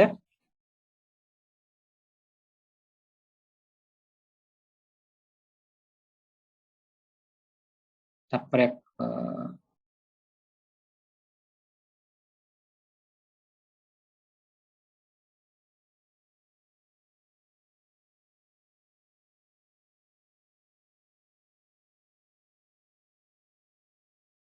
ඔව් දැන් අපි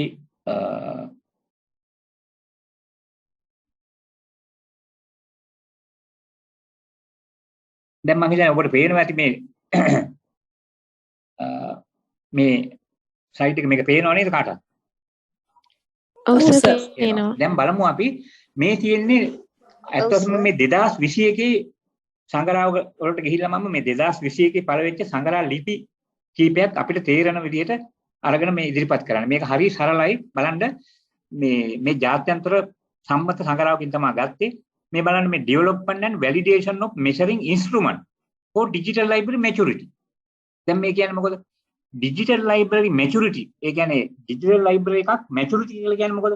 maturity කියලා කියන්නේ ඒක අර ප්‍රවර්ධනයට කියන එකයි maturity. ඒ කියන්නේ ඒ නැත්තම් එය පෝෂණය කිරීමට, ඒ වර්ධනය කිරීමට. ඒ digital library maturity කියන එක ගමන් කිරීමට ඒක සඳහා ඒක මනින උපකරණයක්. මේ තියෙන measuring instrument. එතකොට development කියන්නේ සම්වර්ධනය කිරීම, validation කියන්නේ ඒ instrument එක validate කරනවා. ඒ කියන්නේ ඒක අගය කරනවා ඒ instrument එක හොඳද කියලා. මොකක් සඳහාද? digital library maturity කොහොමද digital library සම්වර්ධනය වෙලා තියෙන්නේ කියන එක. ඒ කියන්නේ digital library කොච්චර වර්ධනය වෙලා තියෙනවද කියන එක මනින්න පුළුවන් instrument එකක් ගොඩනැගීම. නැත්නම් සම්වර්ධනය කිරීම සහ ඊළඟට ඒකෙන් අර instrument එකෙන් මේ maturity එක validate කරන්න තමයි මේ ලිපියෙන් බලාපොරොත්තු වෙන්නේ. මේක මේ science direct මේ article එක මේකේ තියෙන්නේ අපිට යන්න වෙලාවක් නෑ. මේ තව එකක් තමයි මේ බලන්න public libraries as a reserve for cultural and digital capital. බලන්න කොච්චර ලස්සන ඔය සම්ප්‍රදායික අපි දැන් නිතරම කතා කරන්නේ information needs වගේ දේවල්. නමුත් මේ අන්තර්ජාලය තිබෙනවා හරි eye catching. මේ අලුතෙන්ම උඩුකුරු යටිකුරු කරන ලද හොඳ පරිශන මාතෘකා නැත්නම් ලිපි. අන්න ඒවටයි අපි දැන් ඇස් යොමු කරන්න ඕනේ. දැන් බලන්න මම මේක සිංහලට අරන් තිනවා Google translation පොඩි අඩුපාඩු තිනවා. සංස්කෘතික හා ඩිජිටල් ප්‍රාග්ධන සංචිත ලෙස මහජන පුස්තකාල. ඒ කියන්නේ මහජන පුස්තකාල වනාහි කල්චරල් and ඩිජිටල් මේ බලන්න ඩිජිටල් කැපිටල්. ඒ සංචිත ලෙස ඩිජිටල් කරණය තුලින් අසමානතාවයට පිළියම් යෙදීම. මේ ඇඩ්‍රසින් ඒ පිළියම් යෙදීම inequality. අපි දන්නවා මේ inequality එකක් සිද්ධ වෙනවානේ. ඒ කියන්නේ සමහර අයට තියෙනවා අර මොකද්ද මේ knowledge gap එකක් තියෙන්න පුළුවන්. එහෙම නැත්නම් අර information ලැබෙන්නේ නැහැ. ඒ inequality එකට එහෙමනම් මේ digitalization එකෙන් නැත්නම් digital කරණයෙන් කොහොමද ප්‍රතිඵල ලබා ගන්න කියන එක තමයි මේ තැනදී කතා කරන්නේ. මේක මහජන පුස්තකාලාශ්‍රයෙන් කරන ලද පරිශ්‍රණයක්. Public libraries as a resource. This resource කියන සංචිත of cultural and digital capital addressing inequality. ඒතර හොඳ එතන තියෙනවා මේ variables තියෙන්න පුළුවන්. ඊළඟට තව එකක් තියෙනවා studies on blind and visually impaired users in LIS literature. ඒ කියන්නේ පුස්තකාල හා විඥාපන විද්‍යා සාහිත්‍යයේ තිබෙන මේ අධ්‍යයනයන් මොන අධ්‍යයනයන්ද blind and මේ අන්ධ සහ ඊළඟට දෘශ්‍යාබාධිත තැන පාඨකයන් පිළිබඳ මේ පුස්තකාල විද්‍යා සාහිත්‍ය මොනවද තියෙන්නේ? A review of research method. මේ කියන්නේ මොකද්ද? මේ review article එකක්. මේ තියෙන්නේ review article එකක්. පුස්තකාල හා විඥාපන විද්‍යා සංගණා උගාක් බලලා ඒකේ අර මේ දෘශ්‍යාබාධිත සහ අන්ධ අය සම්බන්ධ කරලා තියෙන පරීක්ෂණ ලිපි විශාල ප්‍රමාණයක් එකතු කරලා ඒ ලිපි වල ඇත්ත වශයෙන්ම පරීක්ෂකයන් කුමන පරීක්ෂණ ක්‍රමවේද පාවිච්චි කළාද කියන එක හොයන එක තමයි මේ ලිපියෙන් කරන්නේ. එතකොට එහෙමනම් මේ ලිපිය බලපුවාම දැන් මේ මාතෘකාව යටතේ කියන්න පුළුවන් හොඳම පරීක්ෂණ ක්‍රම මෙවැනි විෂයකදී ඒ කියන්නේ මේ අන්ධ සහ මේ පරිශීලකයන්ගේ විෂයකදී වඩා හොඳ පරීක්ෂණ ක්‍රමවේද මොනවද කියන එක යොදාගත්තු මෙවලන් දත්ත මොනවද මේ සාම්පල මේවා හොඳට මේ පරීක්ෂණ ලිපියෙන් පැහැදිලි වෙනවා. දැන් බාණ්ඩේ ලිපි මාතෘකාව ඒක ගම්මියවන. ඊළඟට මේක තමයි the relationship between work condition and perception of organizational justice among library employees. මේකත් ඉතාම හොඳ මාතෘකාවක්. මේක ඇත්ත වශයෙන්ම variables හොඳටම තියෙන මාතෘකාවක්. මම variable එක පැහැදිලි කරපුවාම මේක ඔබලට පෙනෙයි. මොකද්ද? පුස්තකාල සේවකයන් අතර සේවා කොන්දේසි සහ ආයතනික යුක්තිය පිළිබඳ සංජානනය අතර සම්බන්ධය. දැන් බලන්න මේක ඉංග්‍රීසියෙන් කෙනෙක් ගත්තොත් අපි ලේසි the relationship between work condition. මේ සිංහලයකට වැඩි අපි බැලුවොත් එහෙම අපි දන්නවා දැන් පුස්තකාලවල වැඩ කොන්දේසි පනවනවා. ඒතකොට මේ වැඩ කොන්දේසි අතරයි ඒක තියෙන සම්බන්ධතාවය ඊළඟට and perception සංජානනය. ඒ කියන්නේ ඒ සේවකයෝ මේවා කොහොමද හිතාගන්නේ? මේ ගැන කොහොමද වුන් දකින්නේ? Taman දකින්නේ. මොකද්ද? සංවිධානයෙන් කරන ලද සාධාරණත්වය. දැන් අපි සංවිධානයක් කියලොත් අපි කැලණි විශ්වවිද්‍යාලයේ පුස්තකාලය ගත්තොත් ඒ පුස්තකාලේ සංවිධාන සාධාරණත්වයක් ඉටු කරනවාද අපගේ වැඩ කොන්දේසි සහ අපි දකින ආකාර අතර කියන එක තමයි මේ පරිශීලනය කරන්නේ. මෙතනදී අත් වශයෙන්ම හොඳ variables තියෙනවා. අත් වශයෙන්ම එක variable එකක් තමයි මොකද දැන් මේ organizational justice කියන එකේ එකක් වෙන්න පුළුවන් එක variable එකක් සාධාරණත්වයක් ඉටු කරන එකක් තමයි එක independent variable එකක් තමයි දැන් කැලණි විශ්වවිද්‍යාලයේ පුස්තකාලයේ කොළඹේ අදාළ පුස්තකාලයෙන් මේ තීරණ ගැනීමේ හැකියාව අත්පත් කරලා දීලා තියෙනවා. ඒ දැන් තීරණ ගැනීමේ හැකියාව අත්පත් කරලා දෙනවා නම් නැත්නම් අපි කියන autonomy. අපි කියන autonomy to the employee. කියලා ඒ සාධිපත්‍යයක් ඔබලට දෙනවා නම් ඒ සේවකයාට එතන තියෙනවා independent variable එකක්. මොකද ඒ autonomy එක තුළ ඔහුට තීරණ ගන්න පුළුවන්. එතකොට සේවකයා හරිම කැමති. සේවකයන්ට තීරණ ගන්න වාගේ අයිතිය දෙනකොට සේවකෝ කැමති. නමුත් උඩින් තීරණ එනවට සේවකෝ කැමති නැහැ. උඩින්ම එන තීරණ එනවා නම් කැමති නැහැ. නමුත් ඔහුට ඒ විදිහට එතකොට එහෙමනම් දැන් එතන independent variable එක මොකද්ද? organization justice කියන එක යටතේ variable එක මොකද්ද? අර variable එක මොකද්ද? independent variable එක නිදහස් නැත්නම් ස්වායත්ත විචල්‍යයක organization මේ මොකක්ද ඒකට මම කිව්වේ authority decision making authority giving the decision making authority. එතකොට decision making authority එක දෙනකොට dependent variable එක මොකද්ද? ඔහුට සංවිධාන තීරණ ගැනීමේ අයිතිය දෙනකොට වෙනස් වෙනවා සමහරවට ඔහු වැඩ කරන වෙලාවල් දික් වෙන්න පුළුවන්. අන්න independent variable. මොකද ඔහු කල් නැතුව වැඩට එනවා. පහුවෙලා වැඩට පහුවෙලා සේවකයා දැන් 4ට යන එක නම් 5ට යනවා. මොකද ඔහුට තීරණ ගන්න අයිතියක් දීලා තියෙනවා independent variable. එතකොට dependent variable එක මොකද පහුවෙලා ගෙදර යනවා. මේ මැද තියෙන හොඳ variable එකක් තමයි වැඩ කරන ධාරිතාව වැඩ ධාරිතාව වැඩි කරනවා. වැඩ කරලා ඔහු එන්ටර් කරා නම් data මේ sheet 20ක් ඔහු 50ක් එන්ටර් කරලා තමයි ගෙදර යන්නේ. මොකද තීරණ ගැනීමේ අයිතිය කියන independent variable එකෙන් dependent variable වෙනස් වෙන ආකාරය තමයි මම මේ පැහැදිලි කරන්නේ. දැන් ඔබට පැහැදිලි වෙනවා එහෙමනම් මේ වගේදී උපන්‍යාස අරගෙන ඉන්ඩිපෙන්ඩන්ට් වේරියබල් ඩිපෙන්ඩන්ට් වේරියබල් අරගෙන මේ විදිහට පරිශීලනයක් දියත් කිරීම මේ සාර සංග්‍රහය කියවනවා නම් හොඳයි. නමුත් ඒක අපිට වෙලාව මදි. අපි නැවතත් අපි ගියොත් අපේ මොකන්ද නැවත අපේ ෂෙයාර් එකට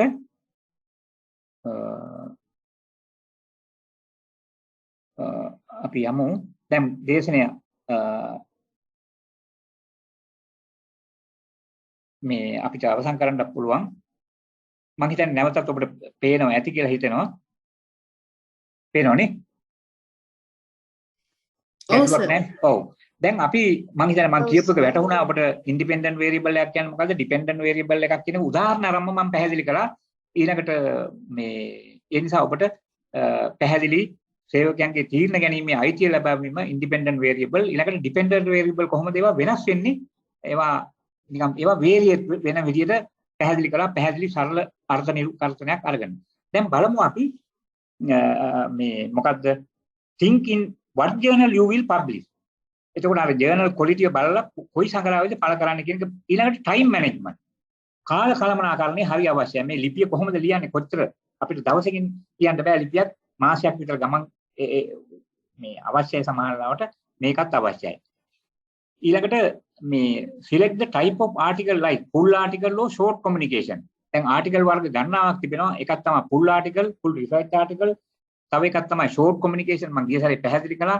කුඩා පරිශ්‍රණ ලිපි, conceptual article, empirical article, review based article ආදී වශයෙන් article තිබෙනවා.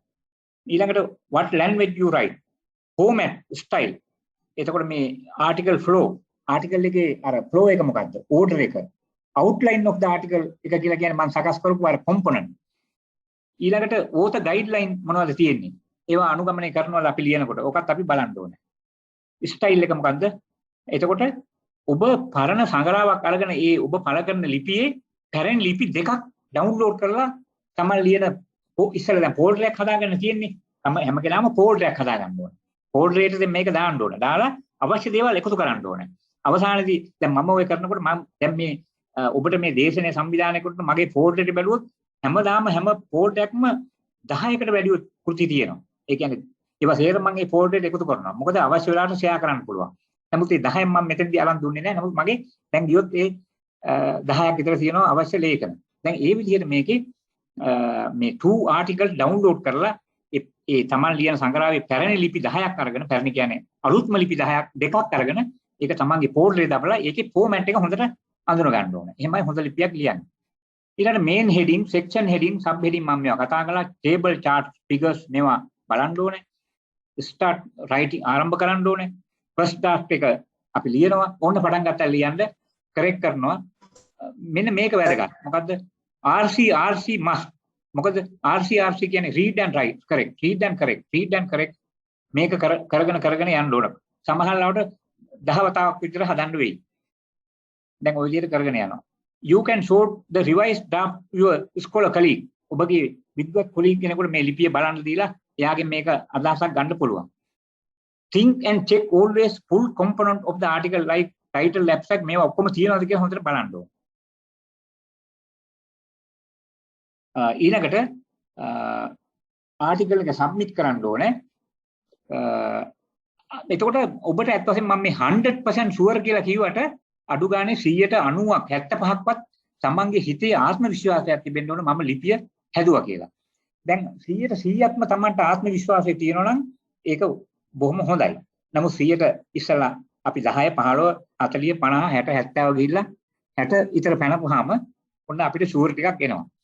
wait until the views comment come from ඒ කියන්නේ ආටිකල් එක දැන් අපි මේ මොකද්ද සංග්‍රහවට දීපුවාම සංග්‍රහයේ අපිට ආපහු එවනවා රිවිව් එක ඒවත් එක්ක.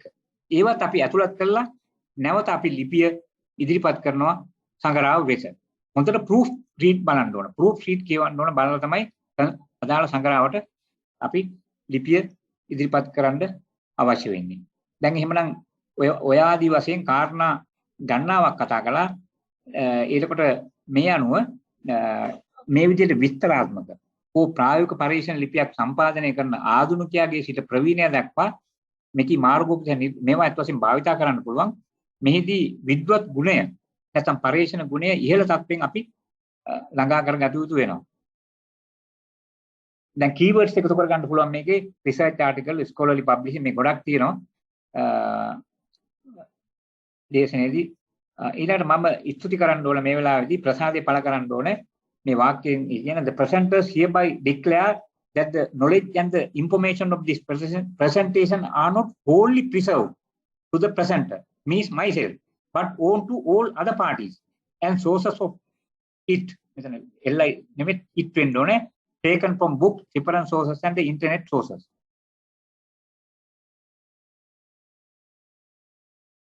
එහෙනම් මම හිතනවා මගේ දේශනය දැන් අපි මම හිතන්නේ 7 වෙනකන් අපි දාලා තිබුණා. දැන් 6:46යි. දේශනය අවසන් කරලා දැන් සාකච්ඡා මට්ටමට ඇවිල්ලා තිබෙනවා.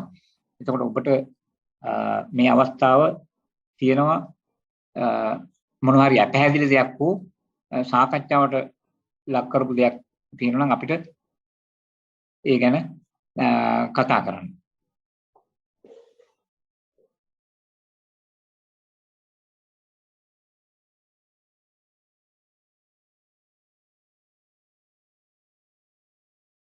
මම හිතන්නේ ඔබට පැහැදිලි වුණාද දේශනය? පැහැදිලි සර්. ඔව්. එතකොට මොනවා හරි ගැටලු දෙයක් අහන්න තියෙනවා නම් දැන් අවස්ථාව තියෙනවා. මොනවා හරි පැහැදිලි කිරීමක් හෝ අපැහැදිලිතාවයක් තිබෙනවා නම් දැන් ඔබට ඒකට අවස්ථාව තියෙනවා. එතකොට දැන් අර සම්මත විශිෂ්ට සංග්‍රහයක් කොහොමද නිකුත් කරන්න කියන එක වෙනම පාඩමකින් කරන්න ඕනේ. ඒක මේ දවසෙන් කරන්න බෑ. ඒකට තියෙනවා නිර්ණායක විශාල ප්‍රමාණයක්. එතකොට ඒවා ජාත්‍යන්තර ප්‍රමිති තරම් අපි සාකච්ඡා කරන්න ඕනේ. ඒක වෙනම සාකච්ඡා කරන්න වෙනවා. මේ වගේ දේශනයකින් ඒක කරන්න බෑ. නමුත් යම් විදිහක දේවල් ඉදිරිපත් කරනු ලැබුවා. ඔබලාට අත් වශයෙන්ම එමරල්ඩ් ඩේටාබේස් එක හුඟක් හොඳයි. එවැනි ලිපි බැලීමේදී Elsevier Science ඒවා බලන්න පුළුවන්. මේ එවැනි ලිපි බලන්න පුළුවන්. ERIC database එක බලන්න පුළුවන්. ඒවා ඔක්කොම නොමිලේ ඔබලාට භාගත කරන්න පුළුවන් ලිපි. දැන් මම ඔබලාට දේශනය අවසන් කරන්න ඉස්සරලා මම ගිය සැරේත් මේක පැහැදිලි කරා. මොකද්ද මේ අර ලිපි වර්ග මම හිතන්නේ මේක ආයේ අවශ්‍ය වෙන්නේ නැහැ.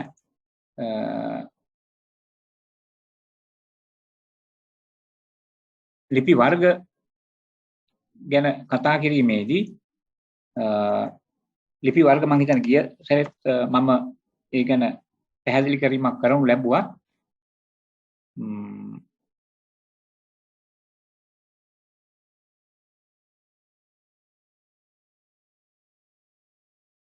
දැන් මේ විදිහට ලිපි වර්ග රිසර්ච් ආටිකල් ගිය සැරේත් මම හිතන්නේ සහභාගී වෙන්න ඇති ඔයාලා. සාමාන්‍ය ලිපි වර්ග පරේෂණ ලිපි කියලා එකක් තියෙනවා. ෂෝට් කොමියුනිකේෂන් තියෙනවා.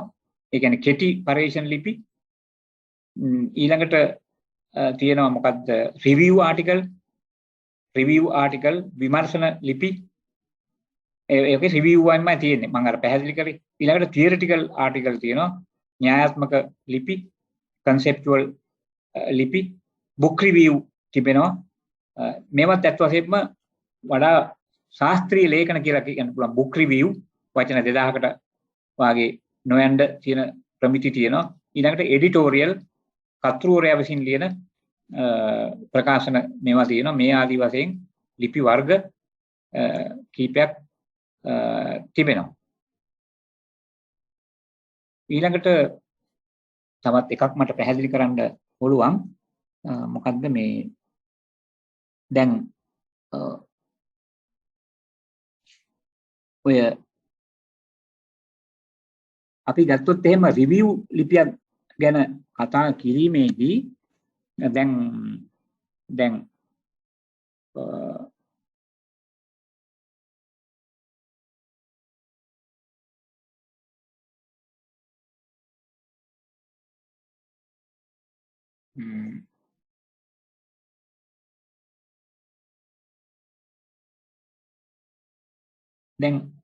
ඔබට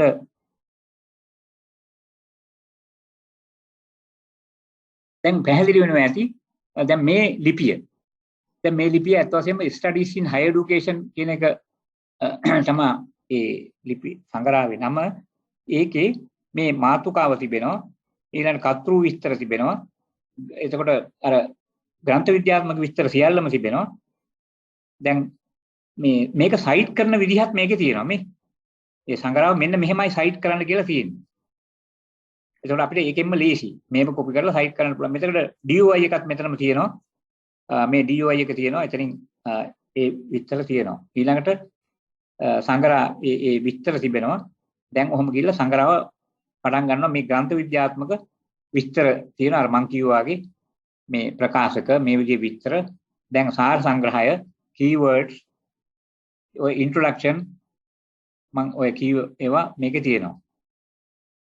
ඔය තියෙනවා ඒ ගිහිල්ලා සාහිත්‍ය විමර්ශනයන් ගණනාවක් තිබෙනවා.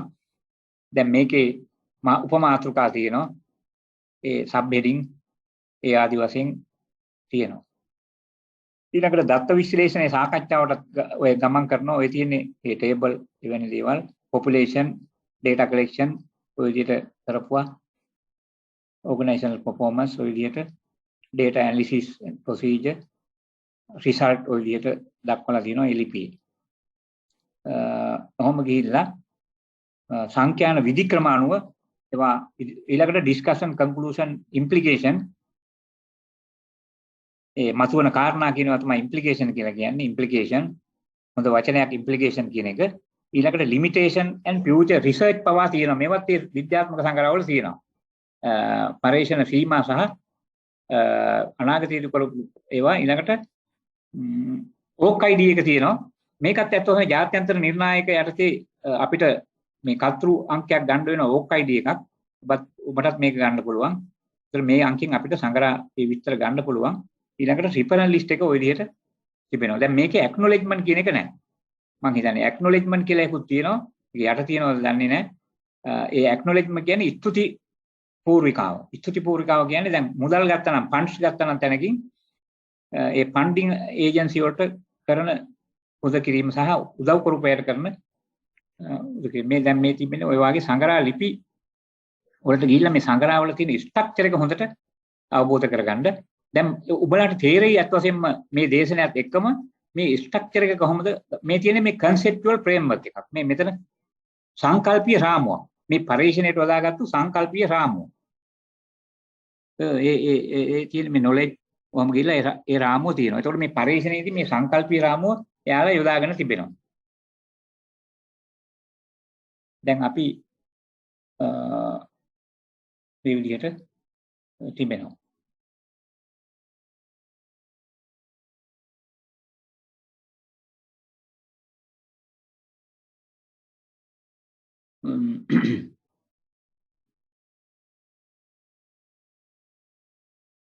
ඊළඟට මේ තවත් ලිපියක් තව විනාඩි කිහිපෙන් මම දේශන අවසන් කරනවා. Role of academic libraries in propagating open science, a qualitative literature review. මෙන්න literature review එකක් මේ තියෙන්නේ. දැන් මේ තියෙන මාතෘකාව තේරුම තමයි මොකද්ද? Role of academic libraries. ශාස්ත්‍රීය පුස්තකාල වල කාර්යභාරය. in propagate කරනවා කියන්නේ ප්‍රචාරය කරනවා. නැත්නම් ඒ බහුල වශයෙන් මේ ජනගත කරනවා. එතකොට propagating open science. open science කියලා කියන්නේ මොකද?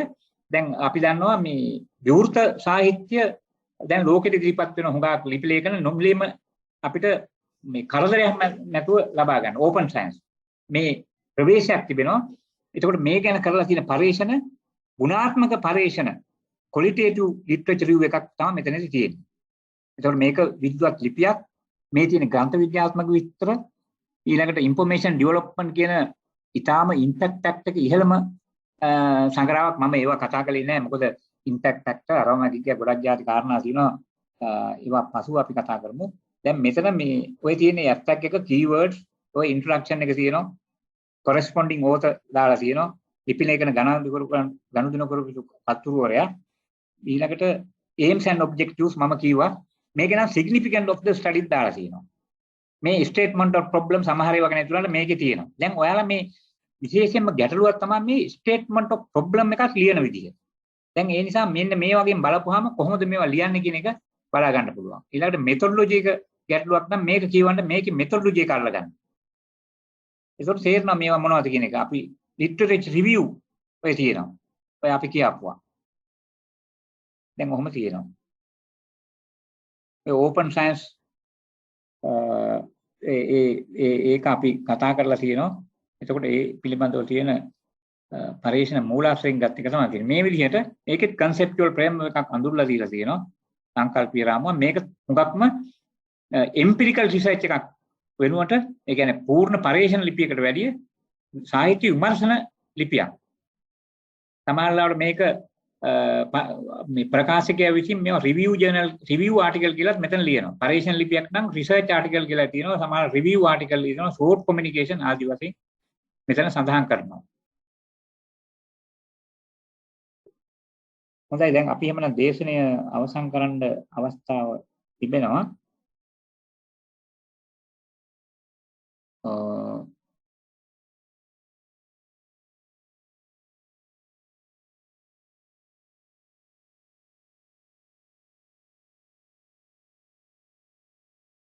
හොඳයි. දැන් ඔබ මේ අවස්ථාව තිබෙනවා. මම දැන් දිගටම කතා කළා. දැන් තව විනාඩි 5ක් තිබෙනවා. යම් දෙයක් අහන්න හෝ මොනවද තියෙනවා නම් ඒකට අවස්ථාව.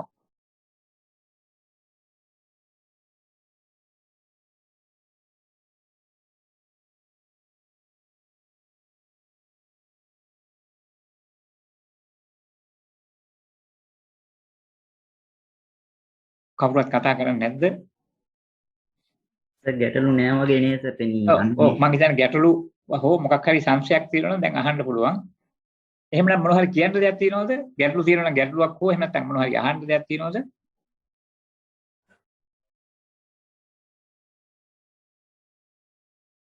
එහෙමනම් අපේ සංවිධායක මණ්ඩලයේ මොනවා හරි කතා කරනවද? ඔව් සර් ඉවර කරමු සර්. බොහොම ස්තුතියි. මෙම වැඩසටහනට මාර්ගගත අවකාශයේ රැඳී සිටි සියලු දෙනාගේම අවසරයි. අප සියලු දෙනාටම තිබූ ගැටලුවක් ලෙස නිවැරදි ශාස්ත්‍රීය ලිපියක් සකස් කරන ආකාරය පිළිබඳ ඉතා වටිනා දේශනයක් සිදු කළ සප්තවාර්ෂික නිවාඩු ලබා සිටියත් අධ්‍යනාංශයේ සියලුම වැඩසටහන් වලට පියකුමෙන් උපදෙස් ලබා දෙමින් කටයුතු කරන පුස්තකාල විද්‍යා සංග්‍රහයේ ප්‍රධාන උපදේශක ලෙසත් යම්කිසි තාක්ෂණික ගැටලු මතුවත් ඒවා කළමනාකරණය කරගනිමින් මෙම වැඩසටහන සාර්ථක කර ගැනීමට සම්පත්දායකත්වය ලබා දුන් පුස්තකාල හා විඤ්ඤාපන විද්‍යා අධ්‍යනාංශයේ ජ්‍යෙෂ්ඨ මහාචාර්ය W. වීරසූරිය ගුරු පියාණනි ඔබට අපගේ හදපිරි ස්තුතිය මෙම අවස්ථාවේ පුද කිරීමට කැමැත්තෙමි. ඒ වගේම මෙම මාර්ගගත වැඩසටහන සාර්ථක කර ගැනීම සඳහා උපදෙස් නොඅඩුව ලබා දුන් පුස්තකාල හා විඤ්ඤාපන විද්‍යා අධ්‍යනාංශයේ අංශාධිපති ජ්‍යෙෂ්ඨ මහාචාර්ය M.K. වීරසිංහ ගුරු පියාණනි ඔබටත් දෙහිම ස්තුතිවන්ත වෙනවා. ඒ වගේම අධ්‍යනාංශයේ සියලුම වැඩ කටයුතු වලට සදායකත්වය ලබා දෙන පුස්තකාල හා විඤ්ඤාපන විද්‍යා අධ්‍යනාංශයේ සියලුම ආචාර්යවරුන්ටත් විශේෂයෙන්ම දැඩි රාජකාරී මැදියේ වුවත් අපගේ සංස්කාරක මණ්ඩලයට උපදෙස් ලබා දෙමින් නිරන්තරයෙන් පසුපස සිටි පුස්තකාල විද්‍යා අධ්‍යනාංශයේ ජ්‍යෙෂ්ඨ කතිකාචාර්ය චාමර ගුරු පියාණන්ට කතිකාචාර්ය සෙව්වන්දි ගුරු මෑණියන්ට මෙම අවස්ථාවේදී අපගේ ස්තුතිය පුද කිරීමට අවස්ථාවක් කරගන්නවා. ඒ වගේම වැඩසටහන ක්‍රියාත්මක කිරීමේදී ඇති වූ තාක්ෂණික දෝෂ මගහරවා ගැනීමට උපකාරක තිශාලා ගුරු මෑණියන්ට මෙම වැඩසටහන සාර්ථක කර ගැනීමට සංවිධායක මණ්ඩලයට උදව් උපකාර කර පුස්තකාල විද්‍යා සංගමයේ හිටපු සභාපතිතුමන් ඇතුළු සංස්කාරක මණ්ඩලයද අද දින මෙම වැඩසටහනට අහිතකර කාලගුණ තත්ත්වයක් තාක්ෂණ දෝෂත් මැදේ සහභාගී වූ සියලුම අභ්‍යන්තර බාහිර විද්‍යාර්ථීන් මෙන්න ආදි ශිෂ්‍යයන්ටද සංස්කාරක මණ්ඩලය ලෙස අපිට ස්තුති කිරීමට මම කැමතියි. එනම් මේ වැඩසටහන දැන් අවසන් කරමු. මෙවැනිම තවත් වැඩසටහනකින් නැවත හමු වන තෙක් සියලු දෙනාටම බොහොම ස්තුතියි. එහෙනම් මම හිතන්නේ මමත් අංශ ප්‍රධාන ඇතුළු ආචාර්ය මණ්ඩලයටත් සහභාගී ඔබටත් මේ සංවිධානය කිරීමට කටයුතු කළ මේ අපේ ආචාර්ය මණ්ඩලයේ ඒ බහතුන් නම් නොකියවත් ඒ බහතුන් සහ ඔබ මේ ශිෂ්‍ය සංගමේ ඒ සංවිධායක මණ්ඩලයටත් ඒ සියලු දෙනාටම තාක්ෂණික දෝෂ වළක්වීමට අපිට සහාය වූ අපේ මේ තිශාලා මෙනෙවිටත් ඇතුළු ඔබ සියලු දෙනාටම යහපතක් වේවා කියලා ප්‍රාර්ථනා කරමින් මා නිහඬ වෙනවා. බොහොම ස්තුතියි.